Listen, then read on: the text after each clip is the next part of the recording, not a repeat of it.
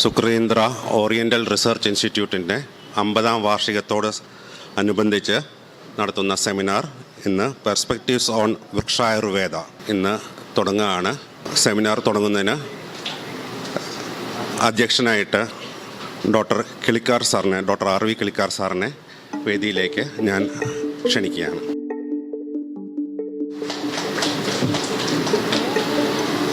ഈ സെമിനാറിൻ്റെ ഉദ്ഘാടകനായ doctor NC Induchoodan അവരുടെ വേദിയിലേക്ക് ഞാൻ ക്ഷണിക്കുന്നു.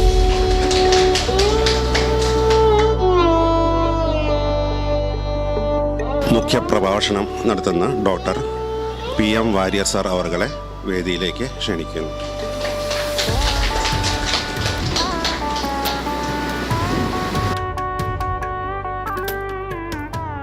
ഇന്ന് ഞങ്ങൾ ആലുങ്കൽ ഫാംസിൻ്റെ ശ്രീ A.V.Purushothama Kamath അവരെ ആദരിക്കുന്നുണ്ട്. അദ്ദേഹത്തിന് വേദിയിലേക്ക് ക്ഷണിക്കും.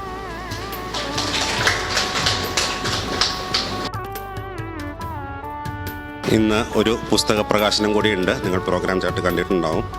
ഡോക്ടർ ശ്രീജ സുകേശൻ അവരെ ഞാൻ വേദിയിലേക്ക് ക്ഷണിക്കുകയാണ്.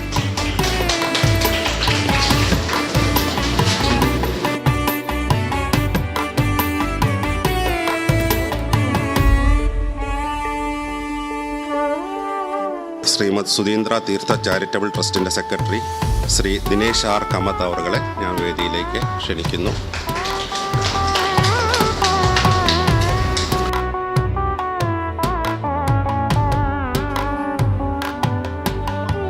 ഡോക്ടർ നിത്യാനന്ദ ഭട്ട് അവരെ ഞാൻ വേദിയിലേക്ക് ക്ഷണിക്കുകയാണ്. അതുപോലെ ഇന്നത്തെ അതിഥിയാകുന്ന ഡോക്ടർ K. മുരളി ഞാൻ ക്ഷണിക്കുകയാണ് വേദിയിലേക്ക്. നല്ല പരിപാടികളും നല്ല ഒരു സംരംഭങ്ങൾ തുടങ്ങുന്നതിന് മുമ്പ് നമുക്ക് ഈശ്വരനോട് പ്രാർത്ഥിക്കാം. അതിനായിട്ട് master Madhav R. Pi, Kumari Gauri R. പൈനെ ഈശ്വര പ്രാർത്ഥനയ്ക്കായിട്ട് യം വൈദികാ മന്ത്രദൃശപുരാണാഃ ഇന്ദ്രം യമം മാതരിശ്വാനമാഹു വേദാന്തിനോ നിർവചനീയമേകം യം ബ്രഹ്മശബ്ദേന വിനിർദിശന്തി ശൈവായമീശം ശിവ ഇത്യവോചൻ യം വൈഷ്ണവാ വിഷ്ണുരിതി സ്തുവന്തി ബുദ്ധസ്തദാർഹന്നിതി ബൗദ്ധജൈനാഃ സത്ശ്രീയകാലേതി ച സിഖ്ഖസന്തഃ ശാസ്തേതി കേചിത് കതിചിത് കുമാരഃ സ്വാമീതി മാതേതി പിതേതി ഭക്ത്യാ യം പ്രാർത്ഥയന്തെ ജഗദീശിതാരം സ ഏക ഏവ പ്രഭുരദ്വിതീയഃ. ഓം ഭദ്രം കർണേഭിഃ ശൃണുയാമ ദേവാഃ ഭദ്രം പശ്യേമാശഭിർയജത്രാഃ സ്ഥിരൈരംഗൈഃ സുസ്തുവാം ശസ്തനോഭിർയശേമ ദേവഹിതം യദായുഃ. ഓം ശാന്തി ശാന്തി ശാന്തിഃ. നിത്യാനന്ദ ഭട്ട് അവർ ഇൻട്രൊഡക്ഷൻ ആൻഡ് വെൽക്കം ചെയ്യാനായിട്ട് ഞാൻ ക്ഷണിക്കുകയാണ്. Respected President Professor R.V. Kilikar,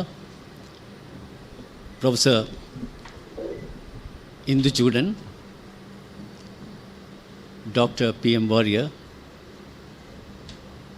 Dinesh Kamath, A.V.Purushothama,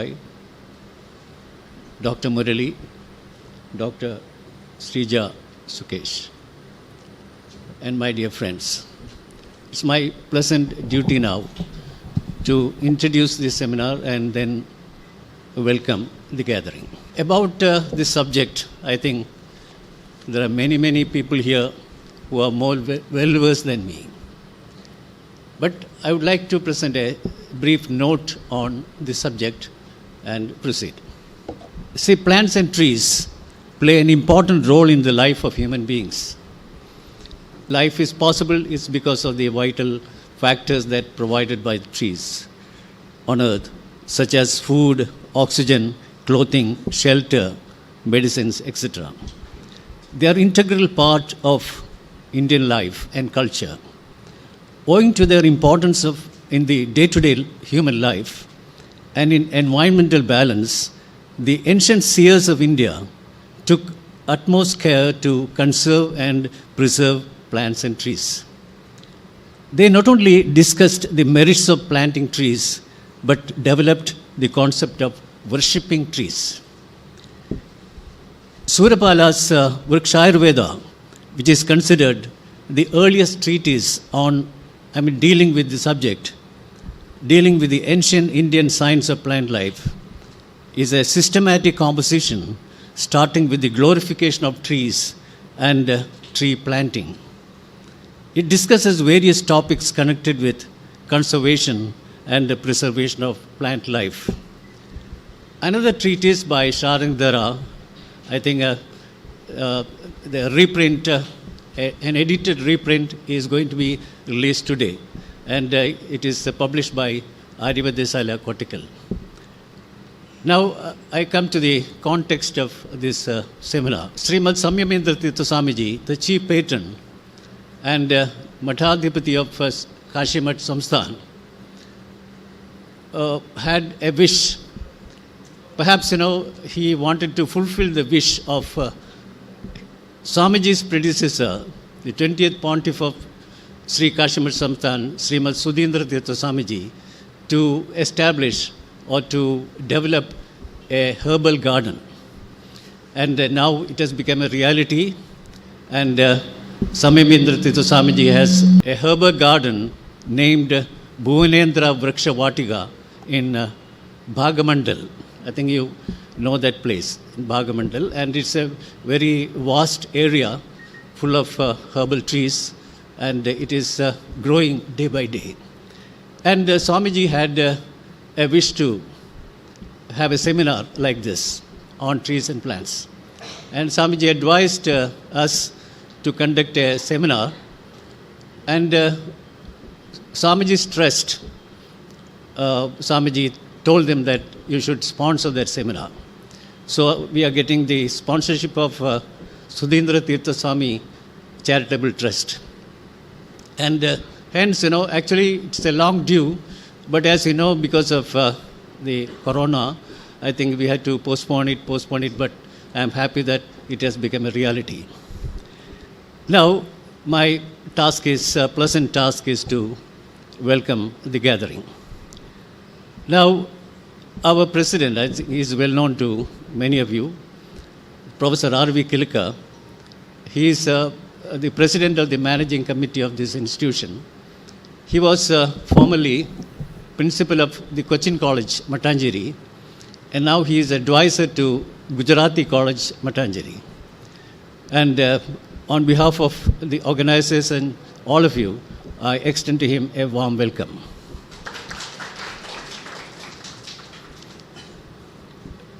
Dr. Induchoodan, I think are those who love trees and plants and forests and cow.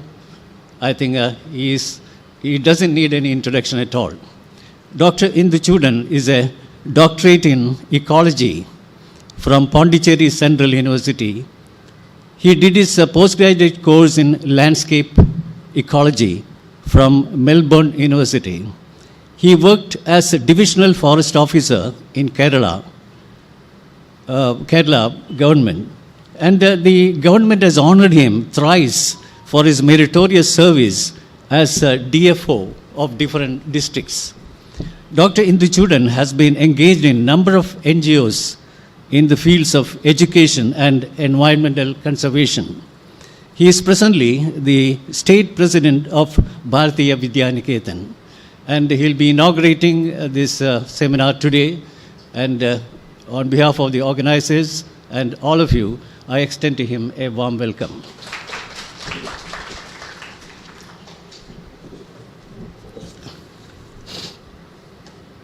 Dr. PM Varier. I think it will be too much if I introduce him to you, because everyone is, it's a Kottakkal Arya Sala is too well known to be introduced. And like that, the managing trustee, the present managing trustee and chief physician also needs no introduction. So he is PM Varier. And he was so kind enough to accept our invitation to be here and to deliver a keynote address today.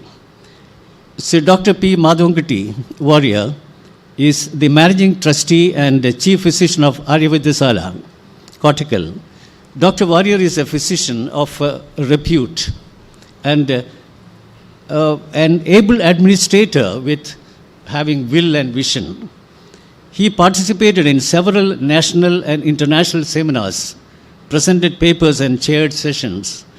He is a member and office bearer of several professional organizations.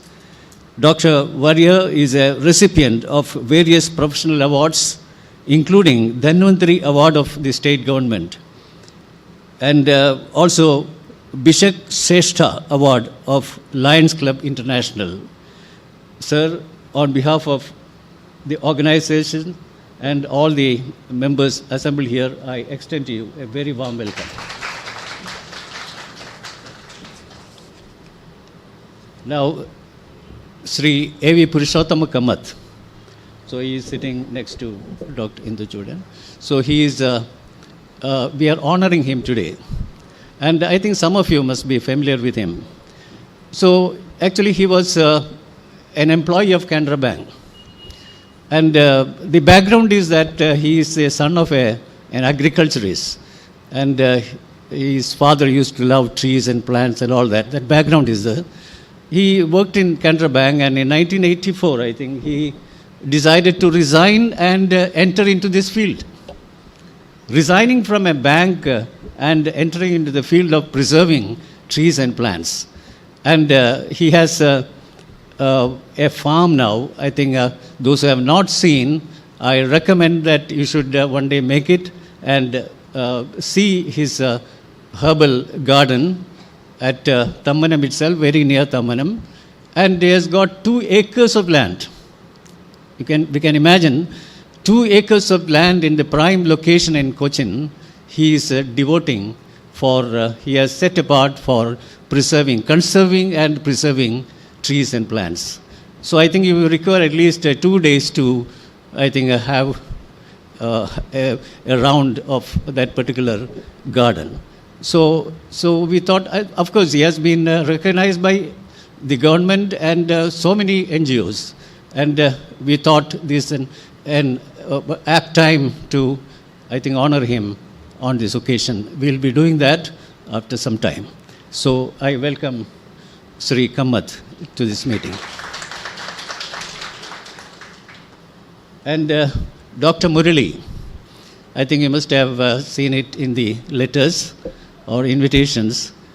I think I should, he is actually, he was a professor of Ayurveda in the Ayurveda college Tripundra, and later he was transferred to another college, but now he is retired, but he is so active even now. He has got practice in 3 clinics and 3 days, and he is now heading the Department of Publications of Arya Sala Kottakkal. So he is a very busy person, but I should very frankly tell you that, but for him, this seminar would not have become a success. He has supported me, supported the organization so well with his knowledge and intelligence. Sir, thank you so much for everything, and I welcome you to this meeting. Dr. Srija, she is the Vice Principal of Government Ayurveda College, Tripundra. She is the Vice Principal, and she has been kind enough to come and release the book published by Kottakkal Arya Sala. It will be happening after a few minutes. So now I have to welcome this gathering. Actually, till day before yesterday, we were apprehensive. You know why? rains and rain, God's grace, I think now there is sunshine, and we are having a beautiful seminar today. So to make this seminar success, so many people, in spite of the so-called threat of rains and all that, have assembled here, and I am grateful to each and every one of you for having come here and supported us in conducting this seminar. Thank you so much. ഇരിക്കുന്ന വിശിഷ്ട വ്യക്തികളെ, വിശിഷ്ടമെന്ന് പറഞ്ഞാൽ വളരെയധികം വിശിഷ്ട വ്യക്തികളാണ് ഇന്നത്തെ ഈ സെമിനാറിൽ ഇവിടെ വന്നിരിക്കുന്നത്. ഡോക്ടർ ഇന്ദുചൂഡൻ സാറുണ്ട്, ബഹുമാനപ്പെട്ട വാരിയർ സാറ്, ശ്രീജ സുകേശൻ, ദിനേശ് കാമത്ത്, മുരളി, ഡോക്ടർ മുരളി, പിന്നെ ഇവിടെ വേദിയിൽ വളരെയധികം വിശിഷ്ട വ്യക്തികൾ പങ്കെടുത്തിട്ടുണ്ട്. പിന്നെ ഇവിടെ ഡയറക്ടർ ബോർഡ് മെമ്പർമാരുണ്ട്, സുകൃതീന്ദ്ര ഇൻസ്റ്റിറ്റ്യൂട്ടിൻ്റെ മെമ്പർമാരുണ്ട്. അവർക്കൊക്കെ ഒരിക്കൽ കൂടെ ഞാൻ ഈ ഇൻസ്റ്റിറ്റ്യൂട്ടിൻ്റെ പേരിൽ ഹാർദവമായിട്ട് സ്വാഗതം ചെയ്യുകയാണ്. ഈ സെമിനാറിൻ്റെ വിഷയം, സെമിനാറിൽ ചർച്ച ചെയ്യപ്പെടുന്ന വിഷയവും ഇന്നത്തെ ഈ രാജ്യത്തിൻ്റെ പുതിയ സാഹചര്യത്തിൽ വളരെയധികം പ്രസക്തിയും പ്രാധാന്യവും ഉള്ളൊരു സംഗതിയാണ്.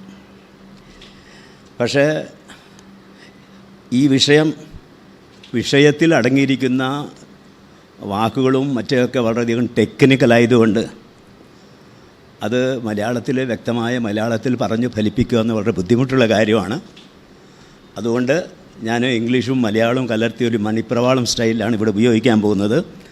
മാത്രമല്ല, ബട്ട് സാറ് ഇംഗ്ലീഷ് സംസാരിച്ചതുകൊണ്ട് തന്നെ എനിക്കിത് ഇംഗ്ലീഷ് സംസാരിച്ചാൽ എന്താണെന്ന് പോലും ആലോചനയുണ്ട്. Anyway, I am continuing.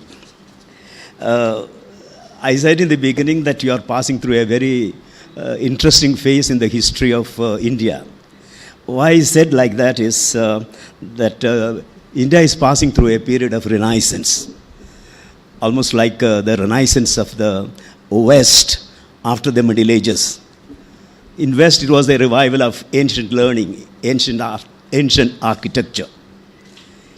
And similarly, what we condemned and what we ignored during the colonial rule of India, which lasted nearly 400 years and more. Whatever that was sacred in India, whatever that was good in India was ignored, was condemned. Lengthy colonial rule has emaciated India, literally, physically, intellectually, morally. Generations of students studying in India, Indian schools, Indian colleges, were not able to understand the glory of India, the greatness of India, the great achievements of India. They were forced to believe blindly what the West said, what the Western historians said. They could not think of their own. They were also forced to imitate the West because that would bring them credibility and acceptance. Great studies have taken place in India in almost all walks of life. Such as, today this is an interesting subject. We have done a lot of work in such subjects as diverse subject, medicine, astronomy, mathematics, architecture, shipbuilding, whatnot, empire building, politics. We believed that the Western, till very recently, we believed that whatever the Western said was true. And whatever the Western said, they said with a definite eye on painting India as illiterate, superstitious, and backward looking. But today, thanks to the wind of change blowing all over India, national education policy, under the auspices of national education policy, a new cell has been created. That cell is called Indian Knowledge System. The entire idea about that is to encourage ancient civilization, ancient culture, ancient studies. And that is the relevance of today's seminar. And today, we have, it is on the basis of that that the seminar has been introduced, that the subject has been introduced. So the subject as well as the seminar are both relevant today in the present Indian context. And the subject chosen is a very difficult subject. A layman like me, my whole life was spent as a principal. I was a student of English literature, the business management. I'm totally ignorant of that. I thought I would be benefited by it. And Vrikshayurveda, as Dr. Nithyanantha Bhat had said, is a glorification of trees and plant life. Agricultural universities are there all over India, but Vrikshayurveda touches all aspects of plant life, from preservation of seeds to the protection of forests. It lays emphasis on rules of cultivation, grandeur of forests, preservation of garden, and affording fragrance to non-fragrant flowers. Such an encyclopedia of plant life. ഈ സുപ്രധാന വിഷയങ്ങളാണ് ഇന്ന് ഇവിടെ ചർച്ച ചെയ്യുവാനായിട്ട് ഉദ്ദേശിക്കുന്നത്. ഈ വിഷയത്തിൽ പ്രഗത്ഭരായ, ഈ വിഷയത്തിൽ പങ്കെടുക്കുവാനായിട്ട്, ഈ വിഷയത്തിൽ ആധികാരികമായിട്ട് സംസാരിക്കുവാനായിട്ട് പ്രഗത്ഭരായ വ്യക്തികൾ ഇവിടെ വന്നു ചേർന്നിട്ടുണ്ട്. ഈ വിജ്ഞാനപ്രദമായ ഈ സെമിനാർ, ഈ സെമിനാർ തന്നെ, ഇവരുടെ സാന്നിധ്യം കൊണ്ട് തന്നെ ഈ സെമിനാർ വളരെ വിജ്ഞാനപ്രദമായ ഒരു സെമിനാറായി മാറട്ടെ എന്ന് ഞാൻ ആശംസിക്കുകയാണ്. ഇന്നത്തെ സെമിനാറിൽ വേറൊരു പ്രത്യേകത എന്താണെന്ന് വെച്ചാൽ, വൃക്ഷത്തെ സ്വന്തം ജീവനേക്കാൾ സ്നേഹിക്കുന്ന കമ്മത്ത് സാർ ഇവിടെ ഉണ്ട്. ആലുങ്കൽ ഫാമിൻ്റെ ഉടമസ്ഥനാണ്. അദ്ദേഹത്തെ പറ്റി ഭട്ട് സാർ വളരെയധികം കാര്യമായിട്ട് സംസാരിച്ചിട്ടുണ്ട്. എനിക്ക് അവിടെ പോകാനായിട്ട് ഒരു പഞ്ചവടി പോലെയാണ് അദ്ദേഹത്തിൻ്റെ Alunkal. I don't call it Alunkal, ഇത് പഞ്ചവടി. അവിടെ ചെന്നാൽ ഈ ഭൂലോകം, ഇന്ത്യയിലാണ് ഇവിടെ താമസിക്കുന്നത്, കേരളത്തിലാണ് താമസിക്കുന്നത് പറയാൻ പറ്റില്ല. അങ്ങനെ മനോഹരമായ ഒരു സ്ഥലത്താണെങ്കിൽ ഒരു ആലുങ്കൽ ഫാം ഉണ്ടാക്കിയിരിക്കുന്നത്. അപ്പോൾ അങ്ങേരുടെ സാന്നിധ്യവും അനുഭവങ്ങളും ഇതിന് മുതൽക്കോട്ടാകട്ടെ എന്ന് ആശംസിച്ചുകൊണ്ട്, ഇവിടെ വന്നിരിക്കുന്ന എല്ലാവർക്കും മംഗളങ്ങളും ആശംസിച്ചുകൊണ്ട്, ഈ സെമിനാറിനും മംഗളം ആശംസിച്ചുകൊണ്ട് ഞാൻ നിർത്തുന്നു. നന്ദി, നമസ്കാരം. Of our this August gathering, I welcome Dr. N.C. Induchoodan sir to light the lamp.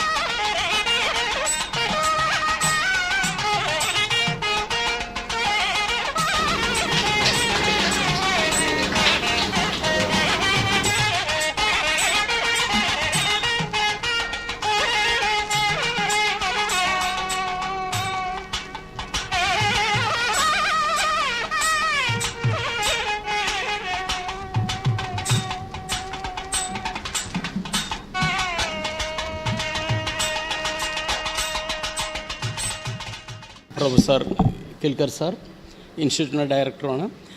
അതുപോലെ ഇന്നത്തെ മുഖ്യപ്രഭാഷണം നടത്തുന്ന കോട്ടക്കൽ ആര്യവൈദ്യശാലയുടെ managing trustee doctor P M Warrier sir, award ഏറ്റുവാങ്ങുന്ന അതിൽ നമ്മളെ ബഹുമാനിക്കുന്ന ശ്രീ A.V.Purushothama കമത്ത്, അതിൽ ബുക്ക് റിലീസിങ്ങിന് എത്തിയിട്ടുള്ള Ayurveda college vice principal doctor Sreeja Sukesan, ആശംസ അർപ്പിക്കാൻ എത്തിയിട്ടുള്ള സുധീന്ദ്ര തീർത്ഥ ചാരിറ്റബിൾ ട്രസ്റ്റിൻ്റെ സെക്രട്ടറി ശ്രീ ദിനേശ് കമത്ത്, അതുപോലെ നമുക്ക് സ്വാഗതം ആശംസിച്ച ഇൻസ്റ്റിറ്റ്യൂട്ടിൻ്റെ director doctor Nithyananda Bhat sir, ഈ പുസ്തകം എഴുതിയ മലയാളത്തിലേക്ക് പകർത്തിയ ഡോക്ടർ മുരളി സാർ, മറ്റ് സ്നേഹമുള്ള സഹൃദയരെ, വിജ്ഞാന കുതികളെ, വളരെ സന്തോഷം. വളരെ ഈ പണ്ഡിത സഭയിൽ ഉദ്ഘാടന പ്രസംഗം നടത്താൻ സാധിക്കുക എന്നുള്ള വലിയ ഭാഗ്യമാണ്. കാരണം എല്ലാവരും എന്നേക്കാൾ അറിവുള്ള ആൾക്കാരാണ് സഭയിലും സദസ്സിലുള്ളത്. അതുകൊണ്ട് ഞാനിതിൽ ഭാരവാഹികൾ വളരെ നന്ദി അറിയിക്കുകയാണ്. ഇൻസ്റ്റിറ്റ്യൂട്ടിനെ സംബന്ധിച്ച് പറയുകയാണെങ്കിൽ നമുക്ക് വിജ്ഞാനം പകർന്നു കൊടുക്കുന്നതിനുള്ളതാണ്. സ്വാമി വിവേകാനന്ദ പറഞ്ഞിട്ടുണ്ട്, gift of knowledge is the highest gift in the world. ലോകത്തിൽ നമുക്ക് കൊടുക്കാവുന്ന ഏറ്റവും ഉയർന്ന ഉന്നതമായിട്ടുള്ള സമ്മാനം എന്നുള്ള വിജ്ഞാനം നൽകുക എന്നുള്ളതാണ്. അതിനായിട്ട് പ്രവർത്തിക്കുന്ന ഒരു ഇൻസ്റ്റിറ്റ്യൂട്ടാണിത്. ആ ഇൻസ്റ്റിറ്റ്യൂട്ട് മഹത്തായിട്ടുള്ളൊരു കർമ്മം ചെയ്യണം. നമ്മുടെ ഭാരതീയമായിട്ടുള്ള നമ്മുടെ പാരമ്പര്യത്തിലെ അറിവിലുള്ള നമ്മുടെ വിജ്ഞാനവും പാരമ്പര്യവും സംസ്കാരവും എല്ലാം കൂടി കലർന്ന പ്രതിപാദിക്കുന്ന അതിൻ്റെ ഒരു അംശമുള്ള നമ്മുടെ ഈ മഹത്തായിട്ടുള്ള വൃക്ഷായുർവേദം അതെടുത്ത് അത് മലയാളത്തിൽ കൂടി പ്രസിദ്ധീകരിക്കുന്നു.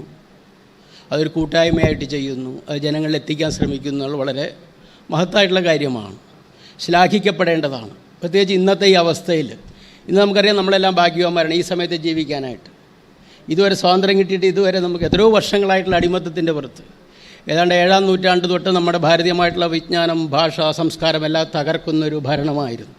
ആ അടിമത്തത്തിൽ നിന്നല്ല മോചനം നേടി വസ്തുത ഭാരതീയമായ സംസ്കാരത്തിൻ്റെ അടിസ്ഥാനത്തിൽ നമ്മുടെ ഉന്നതമായിട്ടുള്ള പാരമ്പര്യവും സംസ്കാരവും വിജ്ഞാനവും എല്ലാം പ്രോത്സാഹിപ്പിക്കുന്നത്. അതിൻ്റെ അടിസ്ഥാനത്തിലൊരു ദേശീയ വിദ്യാഭ്യാസ നയം കെട്ടിപ്പടുക്കുന്നതിനുള്ള ശ്രമത്തിലാണ് നമ്മുടെ ഭാരത സർക്കാർ.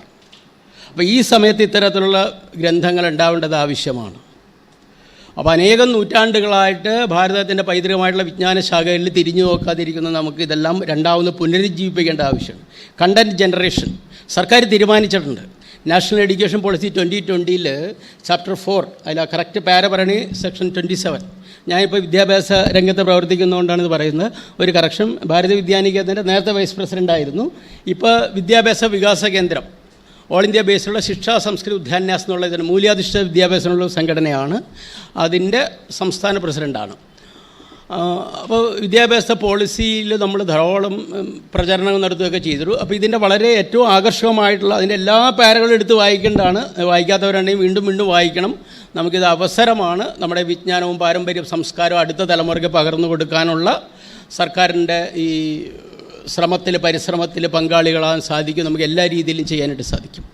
അപ്പോൾ അതിൽ ഈ സെക്ഷൻ 27 പറയുന്നത് ഭാരതത്തിൻ്റെ പൈതൃകമായിട്ടുള്ള വിജ്ഞാനം എല്ലാ സമസ്ത മേഖലകളിലും 23 മേഖലകൾ പറയുന്നുണ്ട്. ഇപ്പോൾ architecture, agriculture, geology, geography, astronomy, medicine, engineering, അങ്ങനെ ധാരാളം ശാഖകളിലുള്ള ലിറ്ററേച്ചർ അടക്കം ഭാഷാശാസ്ത്രം അടക്കം സകല സമസ്ത ശാഖകളിലും ഉള്ള ഭാരതീയ വിജ്ഞാനം അടുത്ത തലമുറയ്ക്ക് പകർന്നു കൊടുക്കാനുള്ള ഒരു തീരുമാനം സർക്കാർ എടുത്തിട്ടുണ്ട്.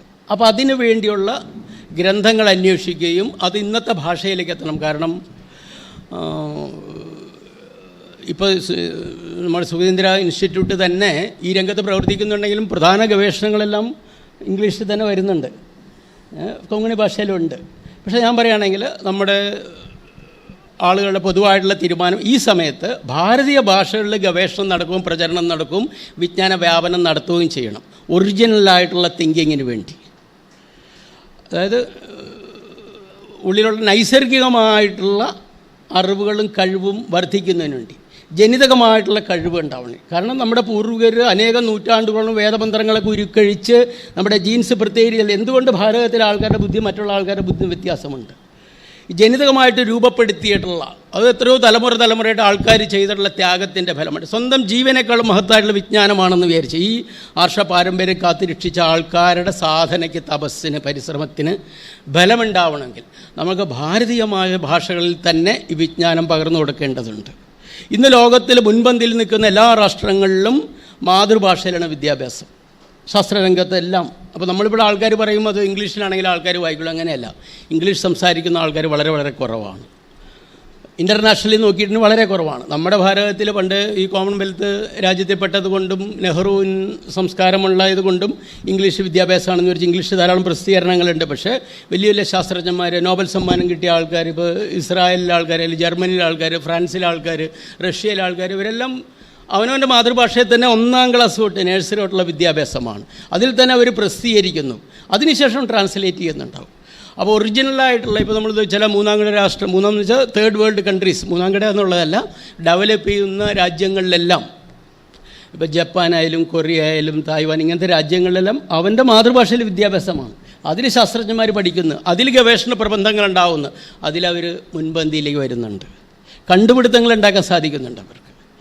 ആ നൈസർഗികമായിട്ടുള്ള വാർത്ത, ഇപ്പോൾ നമുക്ക് ഗുണനപ്പട്ടിക ഏത് മീഡിയത്തിൽ പഠിച്ചാലും അവനവൻ്റെ മാതൃഭാഷ ടക്കെന്ന് നമ്മൾ എത്ര വലിയ എഞ്ചിനീയർ ആണെങ്കിലും സ്വന്തം ഭാഷയിൽ, ഇപ്പോൾ നമ്മളൊക്കെ മലയാളത്തിൽ അടിച്ചു കൂട്ടും, വടക്കോട്ടെ പോയാൽ ഹിന്ദിയിലാണ് പറയുക. ഞാൻ വൈസ് ചാൻസലർമാരായിട്ട് മീറ്റിംഗ് സംസാരിച്ചിട്ടുണ്ട്. ഒരു ഗുണനം വരുമ്പോൾ അവർ ഉടനെ ഹിന്ദിയിൽ തന്നെ അങ്ങോട്ട് പറയും. അതാണ് കറക്റ്റായിട്ട് അവർക്ക് കിട്ടുന്നത്. അപ്പോൾ നൈസർഗികമായിട്ടുള്ള വാസന പ്രോത്സാഹിപ്പിക്കുന്നതിന് വേണ്ടി നമ്മുടെ ഭാഷയിൽ വിജ്ഞാന വ്യാപനം നടത്തണം. അത് ചെയ്യാൻ കഴിവുള്ള വലിയ പണ്ഡിതരും നമുക്ക് കുറഞ്ഞു വരികയാണ്. കാരണം നമ്മൾ പഠിച്ചതല്ല അങ്ങനെ തന്നെയാണ്. ഇപ്പോൾ ഞാൻ ഇംഗ്ലീഷ് മീഡിയത്തിൽ പഠിച്ചതാണ്. പക്ഷേ നമ്മളൊരു പരിശ്രമത്തിൻ്റെ ഫലമായിട്ട് അങ്ങനെ ചെയ്യണം. വിജ്ഞാന വ്യാപനം നമ്മുടെ മാതൃഭാഷയെ തന്നെ സാധാരണക്കാരന് മനസ്സിലാവണം. സാധാരണക്കാരന് മനസ്സിലായിട്ട് അവനെ പഠിപ്പിക്കാൻ മാത്രമല്ല, അവൻ്റെ പാരമ്പര്യമായിട്ടുള്ള അറിവുണ്ട്, തലമുറയായിട്ട് പൈതൃകമായിട്ടുള്ള അറിവ്. ഒരു തലമുറ, ഒരു ജനത നൂറ്റാണ്ടുകളായിട്ട് കാത്തു സൂക്ഷിച്ച കൈമാറിയ അറിവ് നമുക്ക് കിട്ടണമെങ്കിൽ അവരായിട്ടുള്ള ഇടപെടൽ നമുക്ക് മാതൃഭാഷയിൽ തന്നെ വേണം.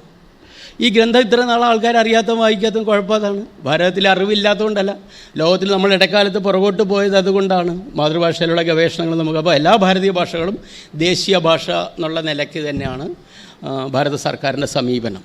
എല്ലാ ഭാഷകളും ദേശീയ ഭാഷകളാണ്. ഔദ്യോഗിക ഭാഷ ഇപ്പോൾ ഹിന്ദി ആണെങ്കിലും എന്താണെങ്കിലും ഔദ്യോഗിക ഭാഷ കൂടുതൽ ആൾക്കാർ സംസാരിക്കുന്നുണ്ട്. അപ്പോൾ സംസ്കൃതം അടക്കമുള്ള എല്ലാ ഭാരതീയ ഭാഷകൾക്കും പ്രൊമോഷനുണ്ട്, അതിൻ്റെ പ്രോത്സാഹനത്തിനുണ്ട്. അതിലുള്ള ഗ്രന്ഥങ്ങൾ പ്രസിദ്ധീകരിക്കുന്നതിനും പാഠപുസ്തകത്തിൽ ഉൾപ്പെടുത്തുന്നതിനുള്ള ശ്രമം സർക്കാർ നടത്തുന്നുണ്ട്. അപ്പോൾ നമുക്കത് ഉപയോഗപ്പെടുത്തണം. കാറ്റുള്ളപ്പോൾ പാറ്റണം എന്ന് പറയുമല്ലോ, ഈ സമയത്ത് നമുക്ക് ചെയ്തിട്ടുണ്ടെങ്കിൽ വളരെ ഭാഗ്യമാണ്, നമുക്ക് ചെയ്യാൻ സാധിക്കും. ലോകത്തിലുള്ള വിജ്ഞാനത്തിൻ്റെ അനേകം ശാഖകളിൽ മനുഷ്യവംശത്തിൻ്റെ ഗ്രന്ഥശാലകളിലേക്ക് ആദ്യത്തെ പുസ്തകം സംഭാവന ചെയ്ത ഭാരതത്തിൽ നിന്നാണ്. ഏതൊരു വിഷയം എടുത്തിട്ടുണ്ടെങ്കിലും ശരി, ഇത് വൈദ്യമാണെങ്കിലും വാസ്തു ആണെങ്കിലും എൻജിനീയറിംഗ് ആണെങ്കിലും മെഡിസിൻ ആണെങ്കിലും ഏതൊരു വിഷയം എടുത്തിട്ട്, പരിസ്ഥിതിയൊക്കെ പാശ്ചാത്യ ലോകത്ത് പരിസ്ഥിതി ശാസ്ത്രം തുടങ്ങിയത് 1960-കൾക്ക് ശേഷമാണ്, അല്ലെങ്കിൽ 70-ഓടുകൂടിയാണ് ധാരാളം പുസ്തകങ്ങളുണ്ടായി. അന്താരാഷ്ട്ര തലത്തിൽ തന്നെ എൻ്റയർ ഇക്കോളജിക്കൽ കൺസെപ്റ്റ്സ്, പരിസ്ഥിതി സംരക്ഷണം തുടങ്ങിയത് 1970-ക്ക് ശേഷമാണ്.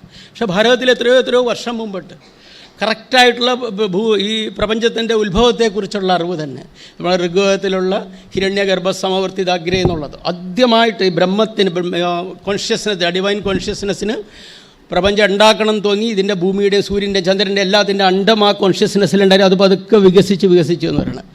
അത് പെർഫെക്റ്റായിട്ട് നമ്മുടെ ബിഗ് ബാങ് തിയറിയായിട്ട് മാച്ച് ചെയ്യുക എന്നുള്ളതാണ്. ഇടക്കാലത്ത് ബിഗ് ബാങ് തിയറിയായിട്ട് മാച്ച് ചെയ്യണില്ല എന്നുള്ളൊരു സംശയമുണ്ടായിരുന്നു. പക്ഷേ 2010 അതിന് ശേഷമാണ് കറക്റ്റ്. കാരണം നേരത്തെ അവരൊരു എക്സ്പ്ലോഷൻ നടന്നിട്ട് വികസിച്ചു അങ്ങനെയായിട്ട് പറഞ്ഞു. പക്ഷേ നമ്മുടെ ഈ ഋഗ്വേദത്തിൽ എക്സ്പ്ലോഷനെ കുറിച്ച് പറയുന്നില്ല. അതങ്ങനെ ഗ്രാജ്വൽ എക്സ്പാൻഡിങ് ആണ്. ഇപ്പോൾ ഗ്രാജ്വൽ എക്സ്പാൻഡിങ് ആണ്. ദർശനോ എക്സ്പ്ലോഷൻ എന്നുള്ളതിനാണ് നോബൽ സമ്മാനം കൊടുത്തത്, 3 വർഷം മുമ്പ് കൊടുത്തത് അതിനാണ്. അപ്പോൾ ഒരു എക്സ്പ്ലോഷൻ. അപ്പോൾ ഭാരതത്തിൽ പറഞ്ഞിട്ടുള്ള ഒന്നും നമുക്ക് കറക്റ്റ് ചെയ്യേണ്ടതായിട്ട് വന്നിട്ടില്ല. കാരണം അതെല്ലാം ഒരു ഡിവൈൻ നോളജാണ്, ദൈവികമായിട്ടുള്ള ഒരു നോളജാണ്. ഈശ്വരത്തിന് കിട്ടിയ പറയില്ല, ഋഷിപ്രോക്തം അല്ലെങ്കിൽ ദേവപ്രോക്തം എന്നുള്ള ദൈവത്തിൽ നിന്ന് നേരിട്ട് കിട്ടിയ പോലെ നമ്മുടെ പല ശാസ്ത്രശാഖകളിൽ അങ്ങനെയായിരുന്നു. അങ്ങനെ കമ്മ്യൂണിക്കേഷൻ ഉണ്ടായിരുന്നു, ഡിവൈൻ ഗൈഡൻസ് ഉണ്ടായിരുന്നു. ഉള്ളിലങ്ങനെ ഈശ്വരനെ കൊണ്ടു കിടന്നിട്ട് അറിവ് ഈശ്വരനായിട്ട് സംവേദനം നടത്തുന്ന ഒരു രീതി. അപ്പോൾ നമ്മുടെ ഇപ്പോൾ പല ആൾക്കാർ ഇപ്പോൾ പറയുമ്പോൾ നമുക്ക് പണ്ട് പുഷ്പവിമാനം ഉണ്ടായിരുന്നു, അല്ലെങ്കിൽ മരുന്നുകളെക്കുറിച്ച് അറിയായിരുന്നു, അല്ലെങ്കിൽ മഹാഭാരതത്തിൽ മറ്റേ അണ്ടം 101 ആക്കിയുള്ള ടിഷ്യൂ കൾച്ചർ ഉണ്ടായിരുന്നു. ഇതൊക്കെ പറയുമ്പോൾ നമ്മൾ വലിയ ആൾക്കാർ ലോകത്തിലെല്ലാം അറിയുള്ള ആൾക്കാരായിരുന്നു എന്ന് പറയുന്നതിന് വേണ്ടിയല്ല അത് പറയുന്നത്. അതിൻ്റെ ഉദ്ദേശം എന്തിനാന്ന് വെച്ചാൽ ഇത് ഇപ്പോൾ നമ്മൾ പഠിച്ചിട്ടുള്ള ഭാരതീയമായിട്ടുള്ള രീതി കൂടാതെ സം അതർ മെത്തേഡ് ആൾസോ, മറ്റു ചില മെത്തേഡ് ഉണ്ട് അറിവ് കിട്ടുന്നതിന്. അത് ഭാരതീയമായിട്ടുള്ളൊരു അപ്രോച്ചാണ്, ഭാരതീയമായിട്ടുള്ളൊരു സമീപനമാണ്. പ്രകൃതിയായിട്ട് ഇണങ്ങിച്ചേർന്ന് to live in complementary with nature, meditate with nature and reveal the secrets of nature. അതായിരുന്നു ഭാരതത്തിൻ്റെ സമീപനം. പ്രകൃതിയായിട്ട് ഇണങ്ങിച്ചേർന്ന് പ്രകൃതിയായിട്ട് താതാത്മ്യം പ്രാപിച്ച് അതേ വേവ് ലെങ്ത് വന്നിട്ട് പ്രകൃതിയുടെ അറിവെടുക്കുക. അതുകൊണ്ടാണ് അറിവിലൊരു കറക്ഷൻ ഒരിക്കലും വേണ്ടി വന്നിട്ടുള്ളത്. ഒരിക്കലും നമുക്ക് കറക്റ്റ് ചെയ്യേണ്ടതായിട്ട് വന്നിട്ടില്ല, എല്ലാം വളരെ കറക്റ്റായിട്ടുള്ള. ഇപ്പോൾ സമയത്തിൻ്റെ എടുക്കുകയാണെങ്കിൽ നമുക്കറിയാം, ധൃതി ഒരു 100 താമര എതൾ വെച്ചിട്ടൊരു സൂചി ടക്കെന്ന് കുത്തിയിട്ടുണ്ടെങ്കിൽ ആ ഒരെതളിൽ കൂടെ പോകാനുള്ള സമയം അത് കൂടുതൽ പരമാണു, അണു, മണിക്കൂറുകൾ, ദിവസം, അല്ലെങ്കിൽ നാഴിക, അത് കഴിഞ്ഞ് വർഷം, യുഗങ്ങൾ, കൽപ്പം, മന്വന്തരം കൽപ്പം, അങ്ങനെ മഹാകൽപ്പം 432 കോടി വർഷമാണ്. അപ്പോൾ 432 കോടി വർഷം തൊട്ട് ഇങ്ങോട്ട് ഒരു താമരപ്പൂവിൻ്റെ അതിൽ 0.0039 മൈക്രോ സെക്കൻഡാണത്. അപ്പോൾ അതിസൂക്ഷ്മമായിട്ടുള്ള ഭാരതീയ ശാസ്ത്രത്തിൻ്റെ എല്ലാ പ്രത്യേകതകളും അങ്ങനെയാണ്. അതായത് ഹൈലി പ്രിസൈസ്, വളരെ സൂക്ഷ്മമായിട്ടുള്ള ഒരു മുട്ടുസൂചിയുടെ തുമ്പിൻ്റെ എത്ര വെച്ചാൽ അതിനേക്കാൾ ചെറുതായിട്ടുള്ള വെരി പ്രിസൈസാണ്. അതേസമയം സമഗ്രമാണ്, ഹൈലി ഇൻ്റഗ്രൽ. അപ്പോൾ സമഗ്രത, സൂക്ഷ്മത, സരളത, അതാണ് ഭാരതീയ ശാസ്ത്രങ്ങളുടെ പ്രത്യേകത. വളരെ സൂക്ഷ്മമായിരിക്കും, സമഗ്രമായിരിക്കും, മുഴുവൻ പ്രപഞ്ചത്തെ കാണും. 14 ലോകങ്ങളെ നമ്മൾ കണ്ടിട്ടുണ്ട്. ഇന്ന് പറയുന്ന ഇപ്പോൾ സൗരയൂഥം പറയുന്നു, നമുക്ക് സാധാരണ ശാസ്ത്രത്തിൽ സൗരയൂഥത്തെക്കുറിച്ച് തന്നെ അറിവ് കുറവായിരുന്നു മോഡേൺ സയൻസിൽ. പക്ഷേ നമ്മുടെ ഗ്രന്ഥങ്ങളും മറ്റു കാര്യങ്ങളും പറയുന്നു. അപ്പോൾ സൗരയൂഥം കൂടാതെ നമ്മൾ നിൽക്കുന്ന ഈ ഗാലക്സി ഉണ്ട്, മിൽക്കി വേ എന്ന് പറഞ്ഞ ഗാലക്സി. മിൽക്കി വേ എന്ന് പറഞ്ഞ ഗാലക്സി 1012 നമ്പർ ഓഫ് സ്റ്റാർസാണ്. അതായത് 1,00,000 കോടി നക്ഷത്രങ്ങൾ. 1,00,000 കോടി നക്ഷത്രങ്ങളുള്ള ഈ ഗാലക്സിയെക്കുറിച്ച് പറയുന്നു. അങ്ങനെ അനേകം ഗാലക്സികളുണ്ട്. 100 ബില്യൺ ഗാലക്സീസ്, 10,000 കോടി ഗാലക്സികൾ. ഇത്രയും ഗാലക്സികൾ ചേർന്നത് ഈ ലോകം. ഇങ്ങനെ അനേകം ലോകങ്ങൾ, ഈ ലോകങ്ങളെക്കുറിച്ചെല്ലാം പറയുന്നു. ഇത് ഭാരതീയ ശാസ്ത്രത്തിലാണ് പറയുന്നത്.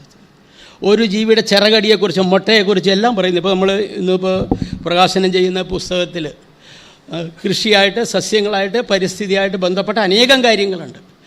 ഇത് ഏതാണ്ട് 1000 വർഷം, അത് 10-ാം നൂറ്റാണ്ടിൽ ഇറങ്ങി. ഇടയ്ക്ക് ചില ഗ്രന്ഥങ്ങൾ നോക്കുകയാണെങ്കിൽ 2-ാം നൂറ്റാണ്ടിൽ ചില പുസ്തകങ്ങളിൽ കാണാം.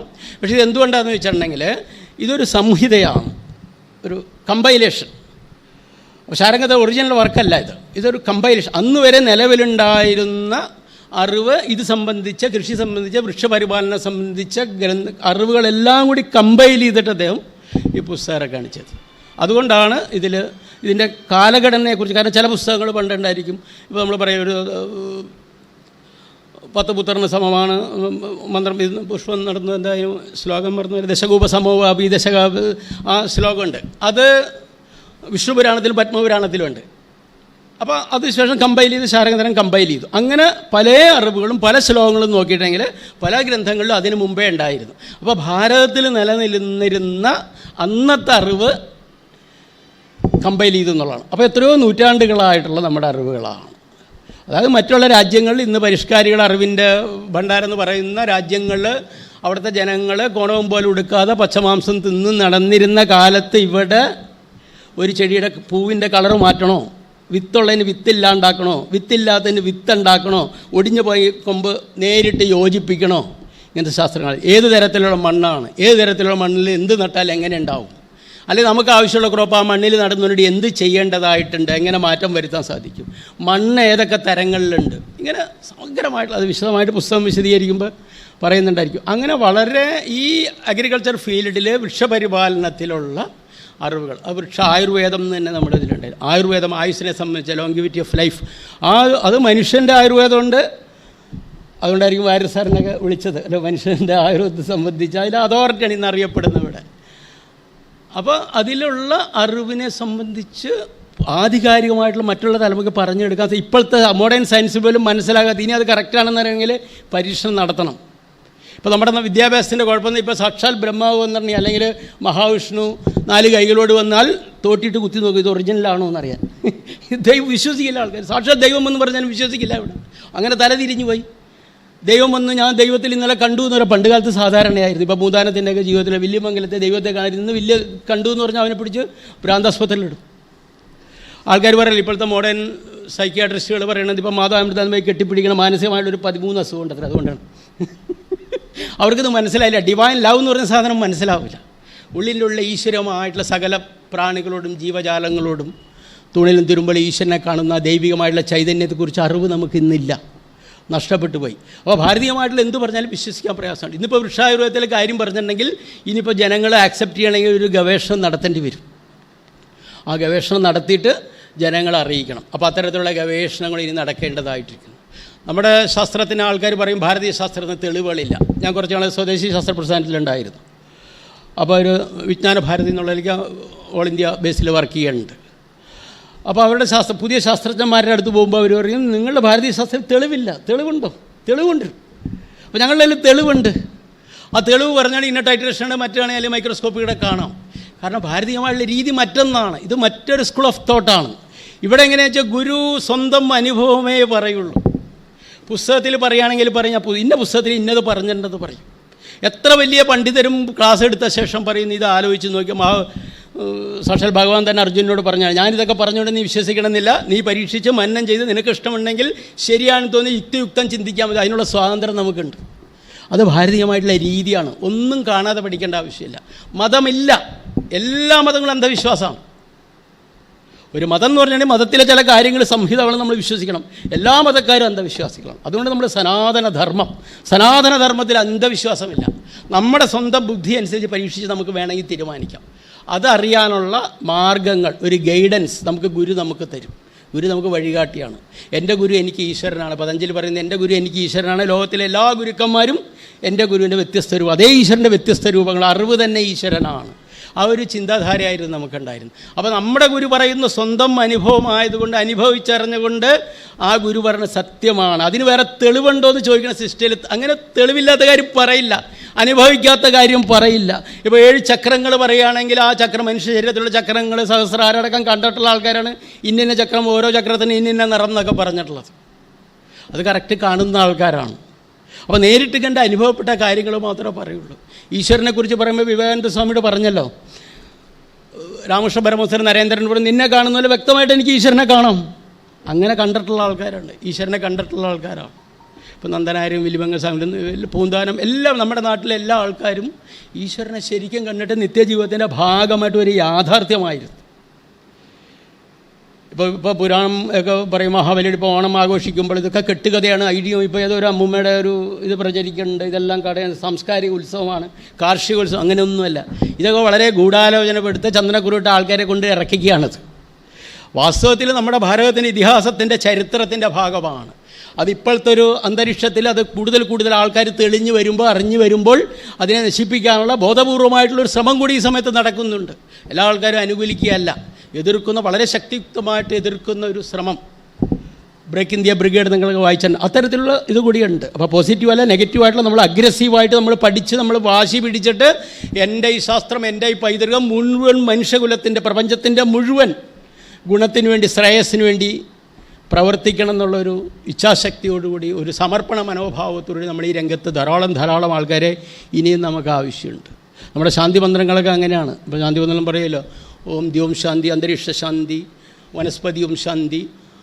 അതായത് സ്ട്രാറ്റോസ്ഫിയർ, നാനോസ്ഫിയർ, ഈ അതായത് ഭൂമി മാത്രമല്ല അന്തരീക്ഷം മാത്രമല്ല അതിൻ്റെ മുകളിലുള്ള മുഴുവൻ സ്ഫിയറുകളടക്കം അന്തരീക്ഷം മുഴുവനും ശാന്തി ഉണ്ടാവണം. പർവ്വതങ്ങൾക്ക് ശാന്തി, ഭൂമിക്ക് ശാന്തി, പുഴകൾക്ക് ശാന്തി, വനസ്പതി ചെടികൾക്ക് ശാന്തി, മരങ്ങൾക്ക് ശാന്തി, എല്ലാവർക്കും ശാന്തി.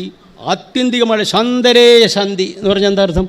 ശാന്തരേയ എന്ന് വെച്ചാൽ ആത്യന്തികമായിട്ടുള്ള ശാന്തി. അതായത് 2 യുദ്ധം ഇല്ലാണ്ടിരിക്കുമ്പോൾ ഇടയ്ക്കുള്ള സമാധാന കാലത്ത് പോലും നമ്മൾ വിചാരിക്കും ശാന്തിയാണെന്ന്. പക്ഷേ ഉള്ളിൽ വർക്ക് നടന്നുകൊണ്ടിരിക്കുക, ഉള്ളിലിങ്ങനെ കോൺഷ്യസ്നസ് ലെവലിൽ ഫൈറ്റിനുള്ള തയ്യാറെടുപ്പുകൾ നടക്കുക. അത് ശാന്തിയല്ല. അതുകൊണ്ടാണ് നമ്മളോട് ശാന്തരേയ ശാന്തി, ആത്യന്തികമായിട്ടുള്ള ശാന്തി ഭൂമിയിലുണ്ടാവണം. എന്നാലേ നമുക്ക് സർവേ ബിസുഖിനെ സന്തു എന്ന് പറയാൻ സാധിക്കും. അത്തരത്തിലുള്ളൊരു ശാന്തി ഉണ്ടാവുന്നതിന് വേണ്ടി മുഴുവൻ ജീവജാലങ്ങളും സ്പന്ദിക്കുന്നു. എൻ്റെ ശരീരത്തിലെ അതേ സ്പന്ദനമാണ്. എൻ്റെ ശരീരത്തിലുള്ള ഒരു ദിവ്യ തേജസ്സിനാണ് മറ്റു ശരീരങ്ങളിലുള്ളത്. ഈ മുഴുവൻ പ്രപഞ്ചം, കാണുന്ന പ്രപഞ്ചമെല്ലാം ഒരേ ആത്യന്തികമായിട്ടുള്ള ശക്തിയുടെ വ്യത്യസ്ത രൂപങ്ങളാണ്. മാനിഫെസ്റ്റേഷൻ ഓഫ് ദി ഇൻവിസിബിൾ എന്നുള്ള ആ ഒരു ചിന്ത, ആ ഒരു അറിവ്, ആ ഒരു ബോധം, ആ ഒരു റിയാലിറ്റി അത് നമ്മൾ ജീവിതത്തിൽ അംഗീകരിക്കണം. അങ്ങനെ ഒരു തലമുറ നമുക്ക് വാർത്തെടുക്കേണ്ടതുണ്ട്. അതിനൊരു ബോധപൂർവമായിട്ടുള്ള ശ്രമം, അത് ഏറ്റവും ആദ്യം നമ്മൾ ചെയ്യേണ്ടത് വിദ്യാഭ്യാസ രംഗത്ത് ഇതുപോലെ ഗവേഷണ രംഗത്തെല്ലാം അത്തരത്തിൽ ചെയ്തിട്ട് ഭാരതീയമായിട്ടുള്ള അറിവിനെക്കുറിച്ച് എത്ര വേണമെങ്കിലും നമുക്ക് പറയാനായിട്ട് സാധിക്കും. കാരണം ഈ ഒരു പണ്ഡിത സഭയുടെ മുമ്പിൽ അത് പറയേണ്ട ആവശ്യമില്ല എന്ന് എനിക്ക് തോന്നുന്നു. കാരണം നമ്മുടെ ഋഗ്വേദത്തിലൊക്കെ അന്തരീക്ഷത്തെക്കുറിച്ച്, അതിൻ്റെ ഔഷധ മൂല്യത്തെക്കുറിച്ച്, കാറ്റിൽ നിന്ന് മലമടക്കുകളിൽ വരുന്ന കാറ്റിലുള്ള പ്രത്യേകമായിട്ടുള്ള ഔഷധ മൂല്യത്തെക്കുറിച്ച്, അപ്രകാരം പുഴയിൽ നിന്ന് ഋഗ്വേദത്തിലുണ്ടോയെന്ന് വെച്ചാൽ നമ്മുടെ വേദങ്ങളെല്ലാം മോസ്റ്റ് സെക്യുലറേറ്റഡ് നോളജ് ബാങ്കാണ്. അത് ഈശ്വരനെ പൂജിക്കുന്ന ഇപ്പോൾ അന്ധവിശ്വാസങ്ങളെ അത് പ്രചരിപ്പിക്കുന്നില്ല. അറിവ് തന്നെയാണ്, പ്രപഞ്ചത്തെക്കുറിച്ചുള്ള അറിവാണ്. പ്രപഞ്ചത്തിൻ്റെ ഏറ്റവും കറക്റ്റ് ഉള്ള ആദ്യത്തെ ഗ്രന്ഥം ഋഗ്വേദം തന്നെയാണ്. ഞാൻ നേരത്തെ പറഞ്ഞ ഹിരണ്യഗർഭ സൂക്തം കൂടാതെ നാസാദിയ സൂക്തത്തിലും ഇത് ഇപ്രകാരം തന്നെ പറയുന്നു. ആ സൂര്യന് ചുറ്റും ഗ്രഹങ്ങളെ പ്രത്യേക രീതിയിൽ അകലത്തിൽ വച്ചിരിക്കുന്നുണ്ട്, കൂട്ടിമുട്ടാതെ ഭിന്നിത്തെറിച്ചു പോകാതെ, അത് സെൻട്രിഫ്യൂഗൽ മറ്റേ ഗ്രാവിറ്റേഷൻ ഫോഴ്സ് അതെല്ലാം പറയുന്നു.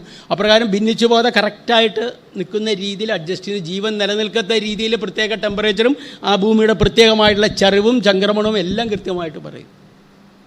ഇപ്പോൾ നമ്മുടെ ജ്യോതിശാസ്ത്രം ഇപ്പോൾ ജ്യോതിഷന്മാരുടെ അടുത്ത് പോകുമ്പോൾ സൂര്യ ലഗ്നാലും ചന്ദ്രാലും നോക്കും. എന്തുകൊണ്ടാണ് ചന്ദ്രാലും നോക്കണത്?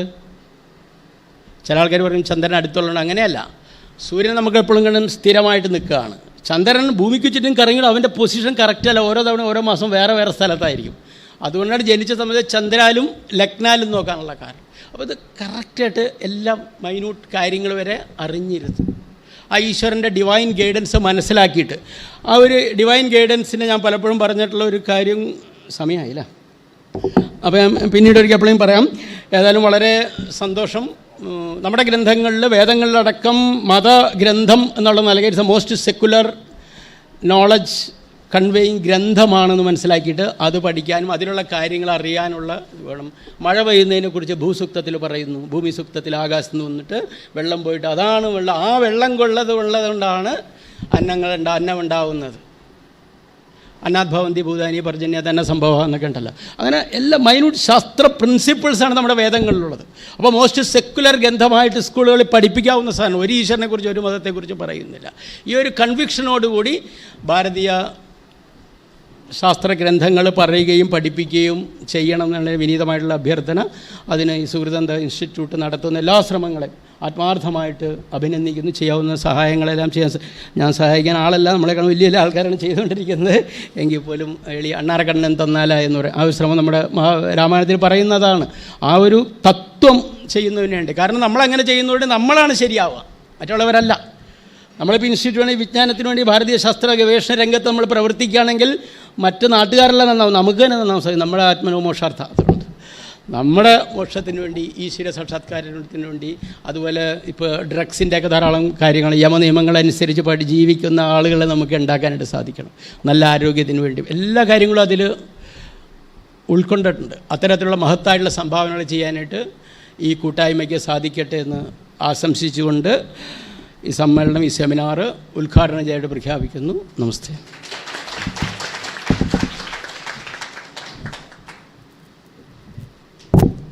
Thank you, Induchoodan sir. As a token of love and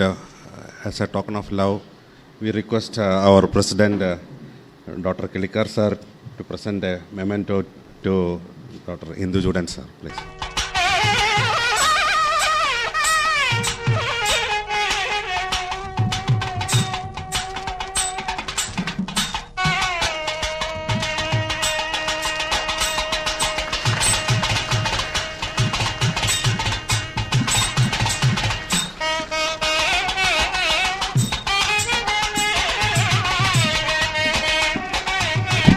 thank you sir.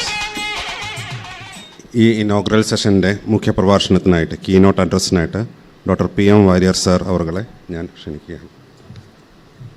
Professor R.V. Kilikar, doctor NC Induchoodan, doctor V. Nithyanantha Bhat, Shri A.V.Purushothama Kamath, doctor Srija Sugeshan, Sri Dinesh R. Kamath, and Dr. Murali, and all other dignitaries assembled here. A very good morning to one and all. I am glad to be a part of the seminar on perspectives of Vrikshayurveda, organized by Sukrtindra Oriental Research Institute. On this occasion, I am reminded of the words of the great warrior of agriculture, Green Revolution, Dr. M.S. Swaminathan. He says, if agriculture goes wrong, nothing else will have a chance to go right. So, farming, cultivation, and agriculture in toto become the foundation of a country to set its developmental strategies. Literally, we need to start from grassroots level. This is our Center for Medicinal Plant Research. It was inaugurated in 2003 by the then President, Dr. APJ Abdul Kalam. This is dedicated for the research on plants, and so many plants are getting extinct, and to develop more practical agricultural methods. All this research is done here in the CMPR. And this is a medicinal plant dedicated to Dr. P.K. Varier. This is a new plant, Gymnostachym varieranum. This was actually discovered by our CMPR group in somewhere in 2017, and it was, the nomenclature was given in the name of Dr. P.K. Varier. All of us know that plants are living beings with senses and sensations, just like animal and human beings. This would be interesting to note. Sri J.C. Bose, a renowned physicist, conducted a study with electromagnetic stimulations on living and non-living beings, in which he could observe that the stimulations evoked responses in plants too. So what does it mean? Plants and trees are living beings like us, quite responsive to pain, pressure and other sensations and stimuli around them. And we Indians had realized this long back, which is the evident from the importance and reverence we give to plants in our tradition, culture and literature. This is the background with the study of Vrikshayurveda, the ancient science of plant life. The evolution and practice of such a science show how deeply how our culture recognized and prioritized the environment and our rich floral heritage. We can find references about plants, life and allied matters in these texts. This is Atharva Veda, Brihat Samhita, Arthashastra and Sargadhara Paddhati. An exclusive work on Vrikshayurveda is believed to be the one by Surapala from the 10th century. The manuscript of this work was procured from the Oxford University in London in 1994. The contents of the text cover various plant species, their healthy growth and productivity, agri-horticulture methods like raising orchards, agri-horticulture methods like procurement, preservation, treatment of seeds and planting materials, treatment of roots before transplanting, preparation of pits for planting, selection of land, methods of irrigation, ways to locate groundwater, and a major share for the biofertilizers and organic pesticides.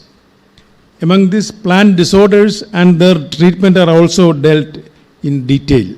We know these are major factors that affect cultivation. See, soil and soil fertility, then fertilizers, pest control,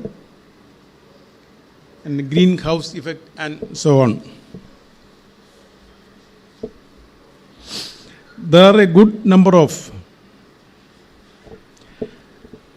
references about organic manures, organic liquid manures, and biopesticides. One important reference is Konapajala, an organic fertilizer of the then times. A scientific study conducted on this have proven the efficacy of this biofertilizer. There are methods practiced then to bring out horticulture wonders like flowering in all seasons, seedless fruits, producing tall or dwarf plants, and so on. These are some of the drugs which is used for pest control. See, this is Arka, Vasha, Karanja, Bacha, then some of the drugs, and cow's urine, even milk, just to some of the drugs used for pest control.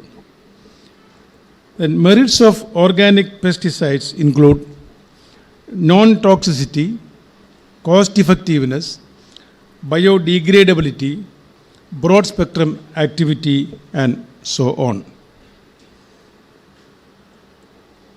That way, the concepts and practices focus on unique ways of plant protection and creating agricultural wonders. Medicinal plant cultivation is an area that merits high importance for various reasons. We know that a lot of medicinal plant species are on the verge of extinction. We need to integrate agricultural techniques and medicinal plant cultivation programs to protect and conserve medicinal flora. Organic farming techniques bring a lot of advantages in the domain of medicinal plant cultivation. So, what is required is an integrated medicinal plant cultivation practice. National Medicinal Plant Mission programs are already on such goal-oriented initiatives. When we look into the advantages of organic farming, we know that it would help improve the quality and productivity of the crops. It is environment friendly, safe, cost effective, and so on. Conversion of bio waste to commercial value added products is yet another scope for expansion and economic sustainability in the area. For example, we at Arya Sala produce high grade organic manure from the solid herbal residue of our generated in the factory. Apart from using this manure for captive consumption, it is also being made available to cultivators and farmers at a subsidized cost. New method of compost production using microorganisms are also planned.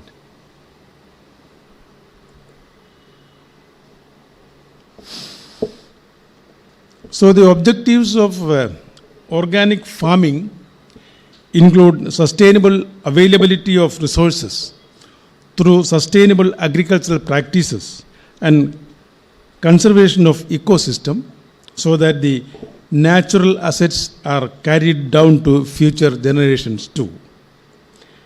It requires integrated approaches at conceptual and application levels, fixation of standardization and quality control parameters for organic producers. Government bodies as well as NGOs and public health organizations should undertake such programs with more fervor. Ultimately, what we envisage is the development and establishment of unique Ayurveda agricultural practices. This is where Vrikshayurveda gets the most relevance and should be given a boost in practice-based plans action. For materializing such plans and possibilities, this is a time to revisit, research, rediscover the principles and practices of Vrikshayurveda.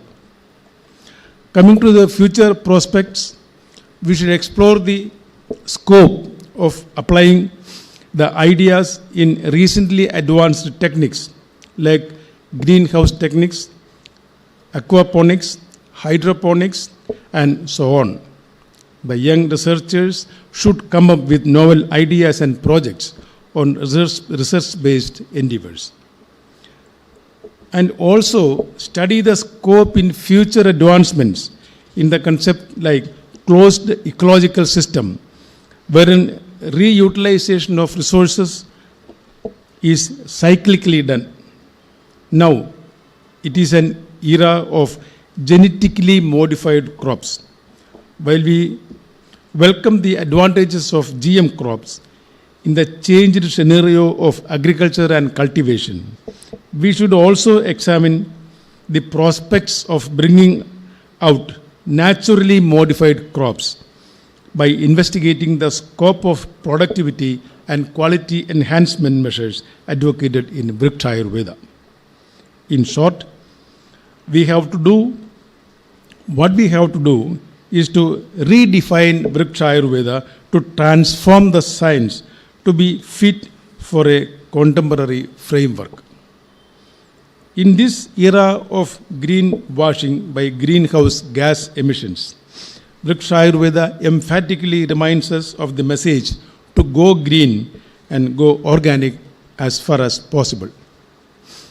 To keep the environment, ecosystem, and the entire earth ergonomic should be the ultimate aim for us.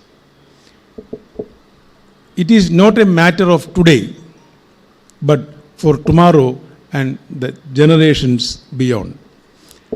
Let the message of green take over. These are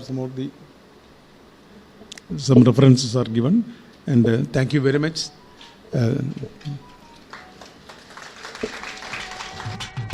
And also for honoring Dr.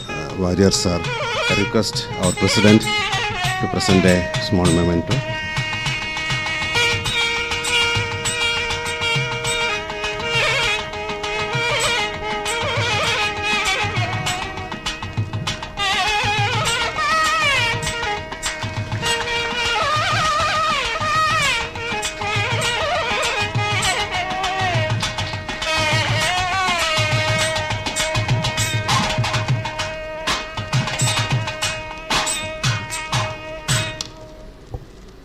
നമ്മളെല്ലാവരും sir പറഞ്ഞ പോലെ ഒരു തവണയെങ്കിലും, നമ്മുടെ president പറഞ്ഞ പോലെ ഒരു തവണയെങ്കിലും അവിടെ പോയിട്ടൊന്ന് കാണണം. വളരെ ഭംഗിയുള്ള, വളരെ നല്ല രീതിയിൽ ചെയ്തിട്ടുള്ള ഒരു വൃക്ഷവാടികയാണ്. അദ്ദേഹത്തെ ഈ തീം, സെമിനാറിൻ്റെ തീം എന്ന് പറഞ്ഞാൽ വൃക്ഷായുർവേദമാണ്. ഈ തീമിൻ്റെ ഇത് വെച്ചിട്ട് ഒരു പശ്ചാത്തലം വെച്ചിട്ട് അദ്ദേഹത്തെ ബഹുമാനിക്കുന്നുണ്ട് ഇവിടെ. അതിനായിട്ട് വാരിയർ സാറിനെ ഞാൻ ക്ഷണിക്കുകയാണ്.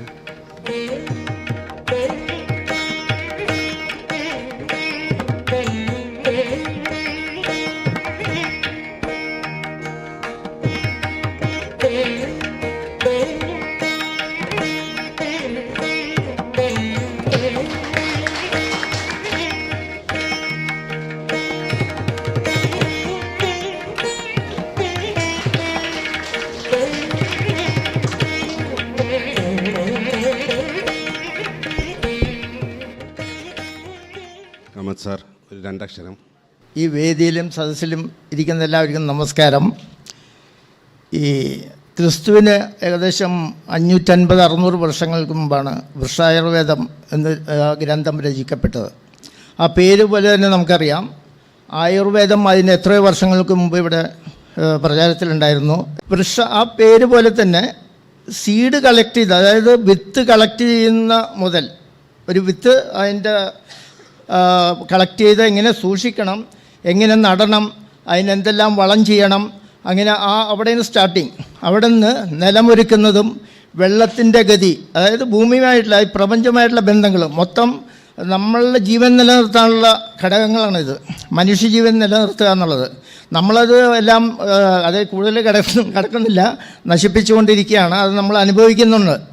അപ്പോൾ മരങ്ങൾ എന്ന് നമ്മൾ മനുഷ്യ ശരീരമായിട്ട് താരതമ്യപ്പെടുത്തുകയാണെങ്കിൽ നമ്മളുടെ രോമമാണ് മരങ്ങളിലെ ഇലകൾ. മനുഷ്യരോമം പോലെയാണ് മരങ്ങളിലെ ഇലകൾ. നമ്മളുടെ തൊലി മരത്തിന് ഇതേമാതിരി ആ ചട്ട, ആ തൊലി ആവരണം. മജ്ജ എന്ന് പറയുന്നത് തൊലിക്കകത്തുള്ള ഭാഗങ്ങൾ. നമ്മുടെ എല്ലിനെ സൂചിപ്പിക്കുന്നത് കാതലായ ഭാഗങ്ങൾ. അപ്പോൾ മനുഷ്യനായിട്ട് വളരെ സാമ്യമുണ്ട്. വികാരങ്ങൾ അല്ലെങ്കിൽ അതിൻ്റെ ചലനങ്ങൾ പറയുകയാണെങ്കിൽ അതിന് വളരാനുള്ള ബുദ്ധിമുട്ട് വരുമ്പോൾ സ്വാഭാവികമായിട്ട് നമ്മൾ ശ്രദ്ധിച്ചറിയാം, ആ മരം തന്നെ ചിലപ്പോൾ ചാഞ്ഞ് അവന് വേണ്ട സ്ഥലത്തേക്ക് വളരുന്നുണ്ട്. ഇത് നമ്മൾ ശ്രദ്ധിക്കാൻ പോകുന്നത്. അപ്പോൾ ഈ പ്രകൃതി തന്നെ ഇതിനെല്ലാം പ്രകൃതി വികൃതി എന്ന് പറയാം, എല്ലാം തന്നിട്ടുണ്ട്. പിന്നെ ഈ പറഞ്ഞ സസ്യങ്ങൾ ഇതെല്ലാം തന്നെ പിന്നെ നമുക്ക് പ്രാണവായു തരുന്നുണ്ട്. എല്ലാം ഞാൻ ഈ പറഞ്ഞ മനുഷ്യജീവൻ നിലനിർത്താൻ ഏകദേശം 3 സിലിണ്ടർ ഓക്സിജൻ വേണം ആവറേജ്. അത് എവിടെ നിന്ന് എടുക്കാനാണ്? മാർക്കറ്റിൽ പോയി മേടിക്കാൻ പറ്റില്ല. അപ്പോൾ ഒറ്റവാക്കി പറയുകയാണെങ്കിൽ മനുഷ്യജീവൻ നിലനിർത്തുക, പ്രകൃതിയെ നിലനിർത്തുക, അതുപോലെ ഒരുപാട് ഘടകങ്ങൾ. പിന്നെ ഈ പറഞ്ഞ രോഗങ്ങൾ, ഈ പറഞ്ഞ മരങ്ങൾക്കും രോഗങ്ങളുണ്ട്, പലർക്കും അറിയില്ല, നമ്മൾ അറിയാം. അതേമാതിരി ശൈശവം, പിന്നെന്താ യൗവനം, വാർദ്ധക്യം, ഇത് മരത്തിനുണ്ട്. ഉണങ്ങിപ്പോകുന്നുണ്ട്, കേടുപാട് വരുന്നുണ്ട്. പിന്നെ നമ്മൾ ശ്രദ്ധിച്ചറിയാം, ചില നമ്മൾ ചെടികളിലെ മരങ്ങളുടെ കായകൾ ഇങ്ങനെ ചുരുണ്ട് ഇങ്ങനെ നിൽക്കുന്നത് കാണാം, അല്ലെങ്കിൽ പൂക്കൾ വിടരാൻ പ്രയാസപ്പെടുന്നത്. ശരിക്കും അത് മഞ്ഞപ്പിത്തം എന്ന് പറയാം. നമുക്ക് വരുന്ന മഞ്ഞപ്പിത്തം വ്യക്തമായിട്ട് പറയാൻ സാധിക്കും. അതുപോലെ ഓരോ രോഗങ്ങളും നമ്മൾ സംസാരിച്ചു കഴിഞ്ഞാൽ അതിനറിയാം. ഒരാൾ ഒരു ചെടി പരിപാലിക്കുന്നിട്ട് തീർച്ചയായിട്ടും ആ ആളടുത്തോട്ട് ചെല്ലുമ്പോൾ ആ സന്തോഷപ്രകടനം നമുക്ക് ഫീൽ ചെയ്യും. അതുമായിട്ട് ഇടപഴകി ജീവിക്കണം. നമ്മൾ ആ വൃക്ഷങ്ങളോ മരങ്ങളോ ആയിട്ട് ഇടപഴകി ജീവിക്കുക.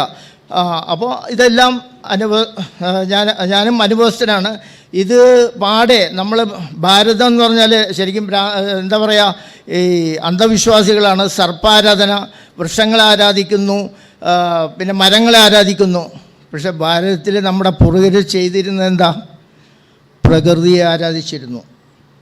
അതിനെ നിന്ദിച്ചുകൊണ്ട് നമ്മൾ മുന്നോട്ട് നീങ്ങുമ്പോൾ നമ്മളിപ്പോൾ അനുഭവിക്കുന്നുണ്ട്. ഈ കൊറോണ വന്നപ്പോൾ നമ്മൾ ഓരോരുത്തരും ഓക്സിജൻ്റെ വില അറിഞ്ഞു. ഇനി ഒരുപാട് അറിയാൻ കിടക്കുന്നു. എൻ്റെ ചെറുപ്പത്തിലൊക്കെ വെള്ളം കാശ് കൊടുത്ത് മേടിക്കണമെന്ന് പറഞ്ഞപ്പോൾ ഞാൻ ചിരിച്ചു തള്ളിയതാണ്. ഇനിയിപ്പോൾ അടുത്ത ഇതിലും രൂക്ഷമായ പ്രശ്നമാണ് വരുന്നത്, ഓക്സിജൻ. ആരാ ഇത് നശിപ്പിച്ചത്? മനുഷ്യൻ്റെ കൈകടത്തൽ. നമുക്ക് ജീവിക്കാൻ വകയുണ്ടെങ്കിലും ദുരാഗ്രഹങ്ങൾ, അല്ലെങ്കിൽ കൂടുതൽ എന്താ പറയുക, സാമ്പത്തികമായിട്ടും ബാക്കിയുള്ള ഇതിൽ സുഖലോലുപനായി ജീവിക്കുക എന്നുള്ളതാണ്. പക്ഷേ ഈ പറഞ്ഞ മാതിരി എല്ലാ സുഖ സൗകര്യങ്ങളുണ്ടാക്കിയാലും ആരോഗ്യമില്ലെങ്കിൽ നമ്മൾ ഈ വായിൽ കൂടി മൂക്കിൽ കൂടിയൊക്കെ ട്യൂബ് വഴി ഈ സാധനം എന്താ പറയുക ദ്രാവകങ്ങൾ കയറ്റേണ്ടി വരും. ഇപ്പോൾ ഓരോ മരത്തിൻ്റെ കയ്യിലെടുക്കുകയാണെങ്കിൽ ഇപ്പോൾ എനിക്ക് ഏകദേശം ഏറ്റവും കുറഞ്ഞതൊരു മാസത്തിൽ 10 കോളെങ്കിലും വരാറുണ്ട്. അശോകം, സീതാദേവി ദുഃഖിതയായിരുന്നാണ്, വെട്ടിക്കളഞ്ഞു സാറേ, അല്ലെങ്കിൽ വെട്ടട്ടെ. അശോകം എന്നുള്ള പേരിൽ തന്നെയുണ്ട് ശോകമില്ലാത്തത്, ശോകമില്ലാതാക്കുന്നത്. പിന്നെ സീതാദേവി അശോകവടിയിൽ ശിംശിബ വൃക്ഷത്തിൻ്റെ അടിയിലാണ് ഇരുന്നത്.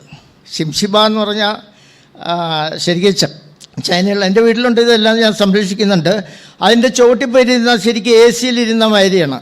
പിന്നെ ഡയബറ്റിക്കിനൊക്കെ ഒത്തിരി മരുന്നുകളുണ്ട്, അത് ഒരുപാട് ഞാൻ കിടക്കുന്നില്ല.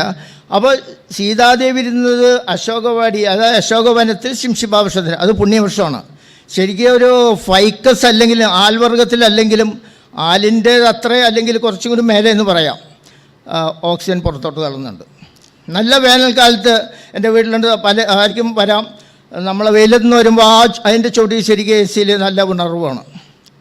അപ്പോൾ ഇങ്ങനെയുള്ള പ്രകൃതി നമുക്ക് തന്നിട്ടുണ്ട്. അതേമാതിരി ആനത്തൊണ്ടി എന്ന് പറഞ്ഞൊരു മരമുണ്ട്, വലിയ വൃക്ഷമാണ്. ഇപ്പോൾ വനത്തിൽ പോലും ഇല്ലാതായിക്കൊണ്ടിരിക്കുക ആനത്തൊണ്ടി.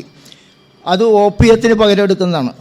നമുക്ക് കഴിക്കാനൊന്നും പറ്റത്തില്ല കേട്ടോ, മരുന്നിൽ ഓപ്പിയത്തിന് പകരം. അങ്ങനെ ഒത്തിരി മരുന്നുകളുണ്ട്. പലരും ഇത് തിരിച്ചറിയാതെ വെട്ടിക്കളയിലും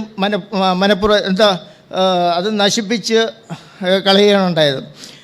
പിന്നെ പറയുകയാണെങ്കിൽ നമ്മുടെ നമ്മുടെ മലയാളികളുടെ ഇടയിൽ നക്ഷത്രവൃക്ഷങ്ങൾ എന്നുണ്ട്, അന്ധവിശ്വാസം എന്ന് പറഞ്ഞ് അതിനെയും എഴുതി തള്ളുന്നുണ്ട്. അശ്വതി കാഞ്ഞിരം ഭരണി നെല്ലി കാർത്തിക അങ്ങനെ അവസാനം ഇലുപ്പയിൽ രേവതി ഇലുപ്പ. ശരിക്കും എൻ്റെ ഭാഷയിൽ പറയുകയാണെങ്കിൽ അന്ന് ഇതും ഈ പറഞ്ഞ ഒരു 10,000-4,000-5,000 വർഷം മുമ്പ് എഴുതപ്പെട്ടതാണ്. അപ്പോൾ ഒരു കാലത്ത് ഇതെല്ലാം വൃക്ഷങ്ങളും നശിപ്പിക്കപ്പെടും എന്നുള്ള അന്നത്തെ പൂർവ്വർ ചിലപ്പോൾ ചിന്തിച്ചിരിക്കാം. അപ്പോൾ അവനവനെ കൂടുതൽ ഗുണം ചെയ്യുന്നത് സ്വാഭാവികമായിട്ട് ഇന്ന് നമ്മുടെ ഇടയിലുണ്ടല്ലോ, എനിക്ക് ഗുണം ചെയ്യുന്നത് ഞാൻ കെട്ടിപ്പിടിച്ച് ആ മരം നടുക. അപ്പോൾ അങ്ങനെയെങ്കിലും മരങ്ങൾ സംരക്ഷിക്കപ്പെടട്ടെ എന്നുള്ള ഒരു തോന്നൽ ഉണ്ടെന്നുള്ളതാണ് ഞാൻ ആ കാര്യത്തിലാണ് ഞാൻ വിശ്വസിക്കുന്നത്. എൻ്റെ ഇടയ്ക്ക് ഞാൻ ഒരു വാക്കും കൂടി ഉപയോഗിക്കുക. എല്ലാ വേദിയിലും ഞാൻ പെട്ടെന്ന് ആളുകളുടെ മനസ്സിൽ നിൽക്കാൻ പറ്റുന്ന വാക്കുകളാണ് ഭക്ഷണം, ലേപനം, സാമീപ്യം. പലയിടത്തും ഞാനിത് പറയാറുണ്ട്. ഭക്ഷണം, ലേപനം, സാമീപ്യം. ഭക്ഷണ ക്രമീകരണത്തിൽ കൂടി ആരോഗ്യം നിലനിർത്തുക. അവിടെ മറ്റേ ആയുർവേദവും മറ്റേതും എല്ലാം അവിടെ മാറി നിൽക്കട്ടെ, അലോപ്പതി. ഭക്ഷണ ക്രമീകരണം, ഭക്ഷണം കഴിക്കണമല്ലോ, അത് ക്രമീകരണം, വലിച്ചുവാരിത്തിനല്ല, ക്രമീകരണത്തിൽ കൂടി ആരോഗ്യം നിലനിർത്തുക. നല്ല ഭക്ഷണം, നല്ല വായു, നല്ല ചിന്തകൾ എല്ലാം നമ്മുടെ ചിന്ത പോലും മാറും. ഒരു കമ്പ് ചാഞ്ഞു നിന്നാൽ അത് ആദ്യം കമ്പ് മുറിച്ചാൽ മതി, പിന്നെ മരം തന്നെ മുറിച്ച് മാറ്റണം. ഞാനും അനുഭവസ്ഥനാണ്. കാരണം ഇല വീഴുന്നു പാത്തിൽ, പിന്നെ അടിക്കാൻ പ്രയാസം, അടിക്കണ്ടേ, വൃത്തിയാക്കണ്ടേ. അപ്പം ഇങ്ങനെയുള്ള സംഭവങ്ങൾ നമ്മളൊരു മനസ്സിരുത്തി എല്ലാവരുടെയും സഹകരണം വേണം. അത് ഈ പറയുന്നത് ഞാൻ അനുഭവസ്ഥനായതുകൊണ്ട് പറയുന്നത്. ഇപ്പോൾ ഒത്തിരി കാടായി, ഞാൻ കാട്ടിൽ ജീവിക്കുന്ന ആളാണ്. ഏകദേശം 2000-ൽ പരം വൃക്ഷങ്ങൾ അവിടെയുണ്ട്. അപ്പോൾ ഇതുപോലെയുള്ള സംഭവങ്ങൾ, ഒരുപാട് മരങ്ങൾ. ഇപ്പോൾ അർജുന, നമ്മുടെ എന്താ പറയുക, നീർമരുത് ചോദിക്കാരുടെ നക്ഷത്രവൃക്ഷമാണ്. അർജുന സാറിന് എന്നെക്കാൾ കൂടുതൽ പറയാൻ അറിയാം. അത് ശരിക്കും ഹാർട്ടിൻ്റെ ബ്ലോക്ക് വരെ മാറ്റുന്നുണ്ട്.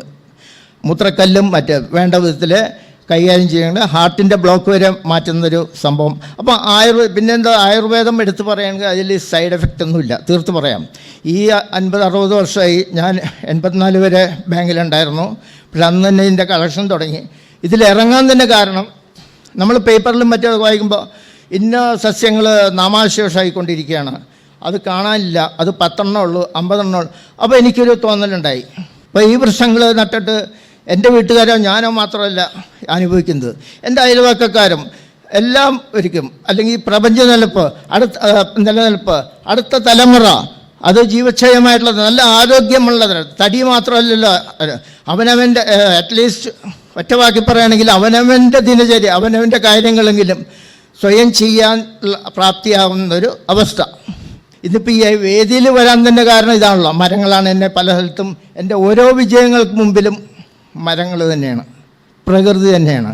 അതിനെ വന്ദിച്ചുകൊണ്ടാണ് നമ്മളെ പാരമ്പര്യത്തെ മറന്നുകൊണ്ട് സ്വാർത്ഥ ലാഭത്തിന് വേണ്ടി ഇതെല്ലാം വെട്ടി നശിപ്പിക്കും. ഇനിയെങ്കിലും ശ്രദ്ധിച്ചില്ലെങ്കിൽ നമ്മൾ വെറുതെ ഭക്ഷണം കഴിക്കാൻ മാത്രം. 2 വാക്ക് ഞാൻ ആലുങ്കൽ ഫാംസിനെ കൂടി പറയാം. ആലുങ്കൽ ഫാംസ് എന്ന് പറഞ്ഞാൽ ഈ പറഞ്ഞ ഏകദേശം 2000-ൽ പരം സസ്യങ്ങളുണ്ട്. അതിൽ 300ഓളം ഫ്രൂട്ട് പ്ലാന്റ്സ് ഉണ്ട്, 150ഓളം ഏകവർഷമുണ്ട്. പിന്നെ കുറേ ഗ്രൂപ്പുകൾ ഞങ്ങൾ സംരക്ഷിക്കുന്നുണ്ട്. 27 നക്ഷത്രവൃക്ഷങ്ങൾ, ദശമൂലം, ദശപുഷ്പം, 40 മരം, പഞ്ചവൽക്കം, ത്രികടു, ത്രിഫല, ത്രിജാതം, ഇങ്ങനെ ഓരോ ഗ്രൂപ്പുകളായിട്ട് സംരക്ഷിച്ച് വരുന്നുണ്ട്. അത് ഓരോ ഗ്രൂപ്പ്, അതായത് ഓരോ ചെടി അല്ലെ ഒരു മരം എടുത്തു കഴിഞ്ഞാൽ തനിച്ചൊരു അസുഖത്തിന് ഗ്രൂപ്പാകുമ്പോൾ നമുക്കറിയാം. 40 മരം അത്തി പേരാലരയാൽ, 40 മരത്തിൽ ലേഹ്യം, അങ്ങനെ. പിന്നെ ഈ പറഞ്ഞ ഓരോന്നിനും ഗ്രൂപ്പാകുമ്പോൾ അവരുടെ സ്വഭാവം തന്നെ മാറി പല അസുഖങ്ങൾക്കുമായിട്ടുള്ള ഇത്. അങ്ങനെ ഒരുപാട് ഗ്രൂപ്പ് ഇത് ഞങ്ങൾ സംരക്ഷിക്കുന്നുണ്ട്. പിന്നെ വളരെ റെയറായിട്ടുള്ള മരങ്ങൾ അന്നും ഇന്നും കളക്ട് ചെയ്തുകൊണ്ട് ഇരിക്കുന്നതാണ്. നമ്മളുടെ കുളത്തിപ്പുഴയിലുള്ള ചെന്തുരിണി എന്ന് പറഞ്ഞ ഒരു മരമുണ്ട്. ഇന്ന് വംശനാശ ഭീഷണി നേരിട്ട് ലോകത്ത് വെച്ച് അവിടെ മാത്രമേ ഉള്ളൂ ചെന്തുരിണി. ശരിക്കും അത് ഉണക്കവടി നമ്മൾ എറത്തിൽ മുട്ടിക്കഴിഞ്ഞാൽ അതിൽ നിന്നൊരു എനർജി കിട്ടും എന്നുള്ളതാണ് അതിൻ്റെ വിശ്വാസങ്ങളും കുറേ സത്യങ്ങളുമുണ്ട്. പിന്നെ നമ്മളുടെ ഹോർത്തൂസ് മലബാർ കേസ്, അതൊന്ന് എല്ലാം കളക്ട് ചെയ്യണമെന്നൊരു ആഗ്രഹം ഉള്ളിലുണ്ട്. അത് കുറച്ച് കളക്ഷൻ തുടങ്ങിയിട്ടുണ്ട്. അപ്പോൾ ഏകദേശം പ്രകൃതിയിൽ നിന്ന് എന്താ പറയുക കൂടുതൽ ലയിച്ച് ഞാൻ ഈ സംഭവത്തിൽ ഇറങ്ങുമ്പോൾ എൻ്റെ മുൻപിലൊരു കുളമായിരുന്നു. അത് താണ്ടിയാൽ ഞാനെല്ലാം മിടുക്കനായി, ആയുർവേദം എല്ലാം വശമായി എന്നുള്ളതായിരുന്നു. ഇന്നിപ്പോൾ ഒരു സമുദ്രമാണ്. നമ്മുടെ ഈ സമ്പത്ത്, ഈ നിധി കാക്കേണ്ട നമ്മളുടെ ഓരോരുത്തരുടെയും ചുമതലയാണ്. ഓരോരുത്തരും നമ്മുടെ കുട്ടികൾക്ക് ഒരു 10 ചെടിയെങ്കിലും പരിചയപ്പെടുത്തി കൊടുക്കുക.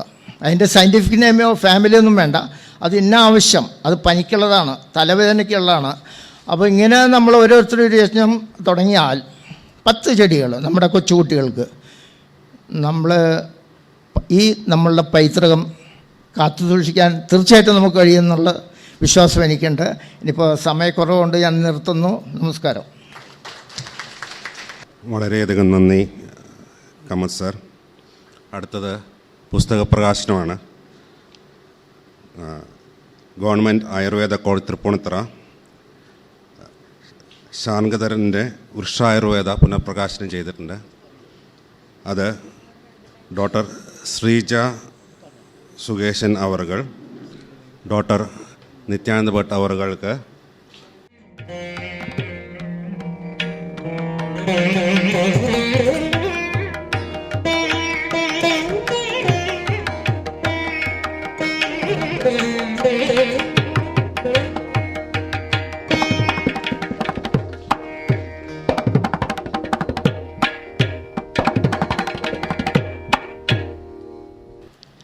Tripunithura Ayurveda college principal TD Sreekumar sir അവധിയിൽ പോയതുകൊണ്ട് അദ്ദേഹം നിർവഹിക്കേണ്ട ചടങ്ങാണ് എനിക്ക് നിർവഹിക്കാൻ സാധിച്ചത്. അതിൽ ഞാൻ പ്രത്യേകം നന്ദി ഈ ഓറിയൻ്റൽ റിസർച്ച് ഇൻസ്റ്റിറ്റ്യൂട്ടിനും എല്ലാ ഭാരവാഹികൾക്കും പ്രത്യേകം അറിയിക്കുന്നു. ഇവിടെ ഇന്ന് വൃക്ഷായുർവേദത്തെക്കുറിച്ചിട്ട് ഉദ്ഘാടന പ്രസംഗത്തിലും അതിനുശേഷം വാര്യർ സാറും അതിനുശേഷം ഇപ്പോൾ നമുക്ക് ഇന്ദുചൂടൻ സാറും എല്ലാവരും വളരെ ഗംഭീരമായി അറിവ് പകർന്നു തന്നു. നമുക്കറിയാം വേദകാലം മുതൽ തന്നെ ഈ വാക്ക് എല്ലാവർക്കും പരിചിതമാണ്. എങ്കിൽ കൂടെ 70 വർഷത്തോളം ആയി വളരെ ലോപിച്ചു പോയ ഒരു ആയുർവേദത്തിൻ്റെ ഭാഗം എന്ന് കൂടെ പറയാൻ കഴിയുന്ന ഈ വൃക്ഷായുർവേദത്തെ വീണ്ടും പുനർജീവിപ്പിക്കാൻ കോട്ടക്കൽ ആയുർവേദശാലയുടെ പബ്ലിക്കേഷൻ ഡിവിഷനും അതിൻ്റെ എഡിറ്ററുമായ മുരളി സാറും എടുത്ത പരിശ്രമത്തെ ഞാൻ അത്യന്തം അനുമോദിക്കുന്നു. അതോടൊപ്പം തന്നെ ഈ ചടങ്ങ് വളരെ ഗംഭീരമാക്കാൻ സുകൃതീന്ദ്ര ഓറിയൻ്റൽ റിസർച്ച് ഇൻസ്റ്റിറ്റ്യൂഷൻ നൽകിയ ഈ ഒരു അവസരവും ഇനി അങ്ങോട്ടുള്ള ഒരു പ്രസൻറ്റേഷനും ഈ ചടങ്ങിനെ വളരെ ഗംഭീരമാക്കി പ്രത്യേകം ഞാൻ ഓറിയൻ്റൽ ഇൻസ്റ്റിറ്റ്യൂഷനെ ഇതിൻ്റെ പേരിൽ ആശംസകൾ അറിയിക്കുന്നു. അതോടൊപ്പം തന്നെ ഈ ചടങ്ങ് വളരെ ഗംഭീരമാകട്ടെ എന്നുകൂടെ ഞാൻ ആശംസിക്കുന്നു. നന്ദി, നമസ്കാരം.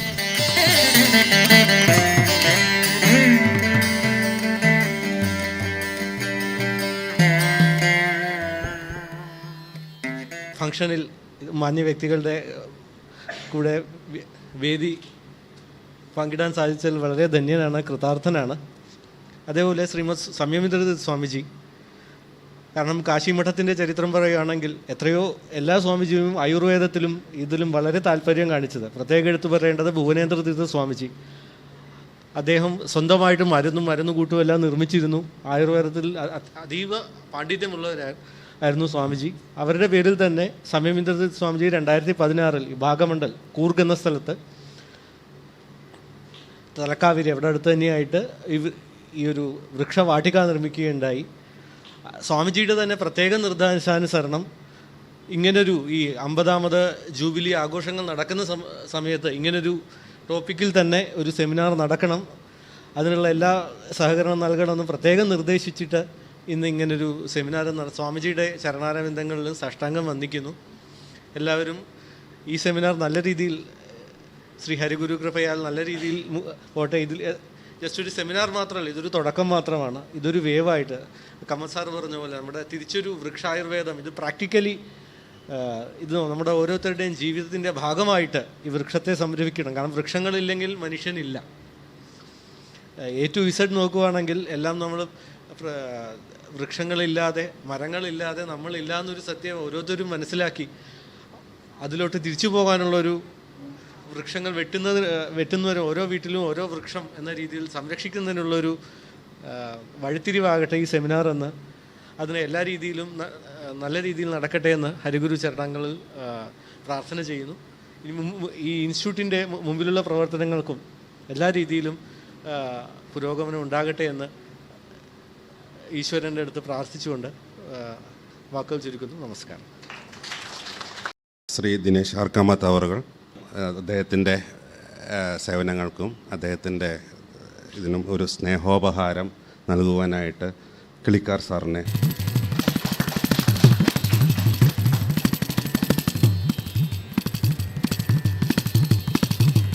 Thank you very much sir.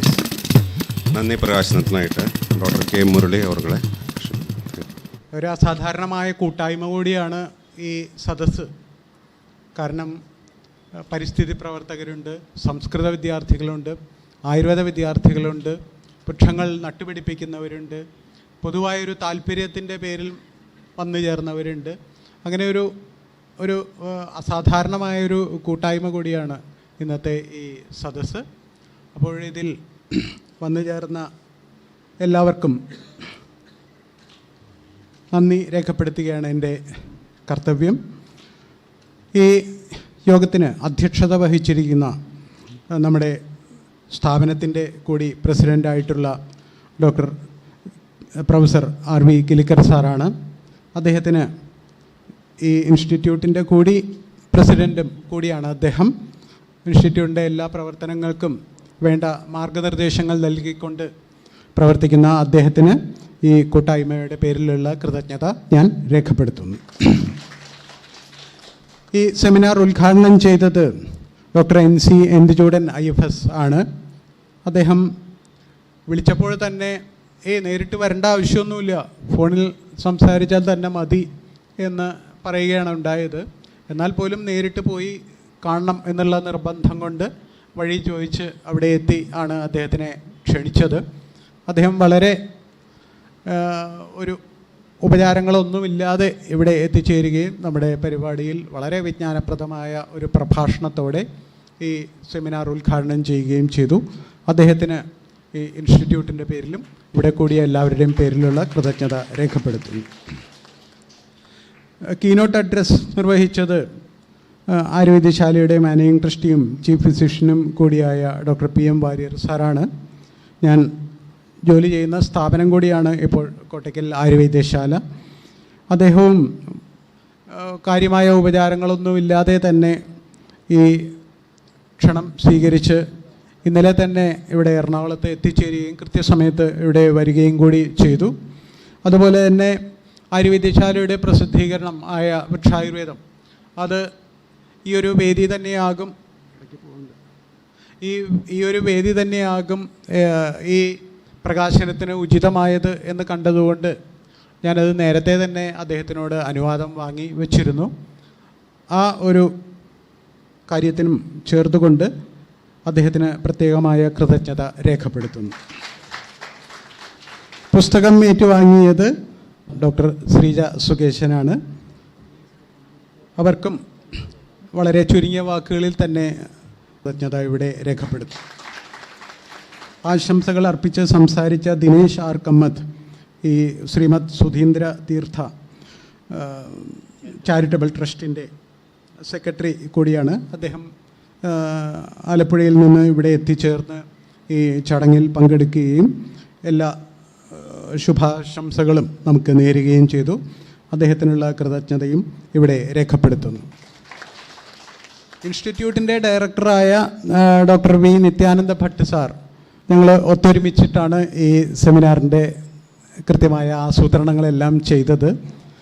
ഒരുപക്ഷെ വൃക്ഷായുർവേദത്തിൽ തന്നെ ഒരു സെമിനാർ എൻ്റെ ഓർമ്മയിൽ ഒരിടത്തും സംഘടിപ്പിച്ചിട്ടില്ല എന്നാണ് എൻ്റെ തോന്നൽ. ടെക്നിക്കൽ ലിറ്ററേച്ചർ എന്നുള്ള പേരിൽ ഉള്ള സെമിനാറുകളിൽ വൃക്ഷായുർവേദം ഒരു വിഷയമാകാറുണ്ട് എന്നതിൽ കവിഞ്ഞ് വൃക്ഷായുർവേദത്തിനെ തന്നെ കേന്ദ്രീകരിച്ചിട്ടുള്ള ഒരു സെമിനാർ ആസൂത്രണം ചെയ്യുക എന്നുള്ളത് വളരെ ശ്രമകരം ആണെങ്കിൽ പോലും അത് സന്തോഷം ജനിപ്പിക്കുന്ന ഒരു കാര്യം കൂടിയായിരുന്നു.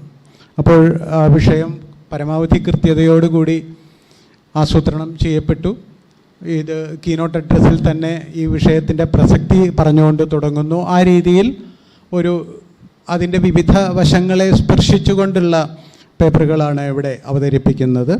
തീർച്ചയായും അതിന് മുൻകൈയെടുത്ത നിത്യാനന്ദ ഭട്ട് സാറിനും ഈ യോഗത്തിൻ്റെ പേരിൽ, ഔപചാരികതയുടെ പേരിൽ കൃതജ്ഞത രേഖപ്പെടുത്തുന്നു.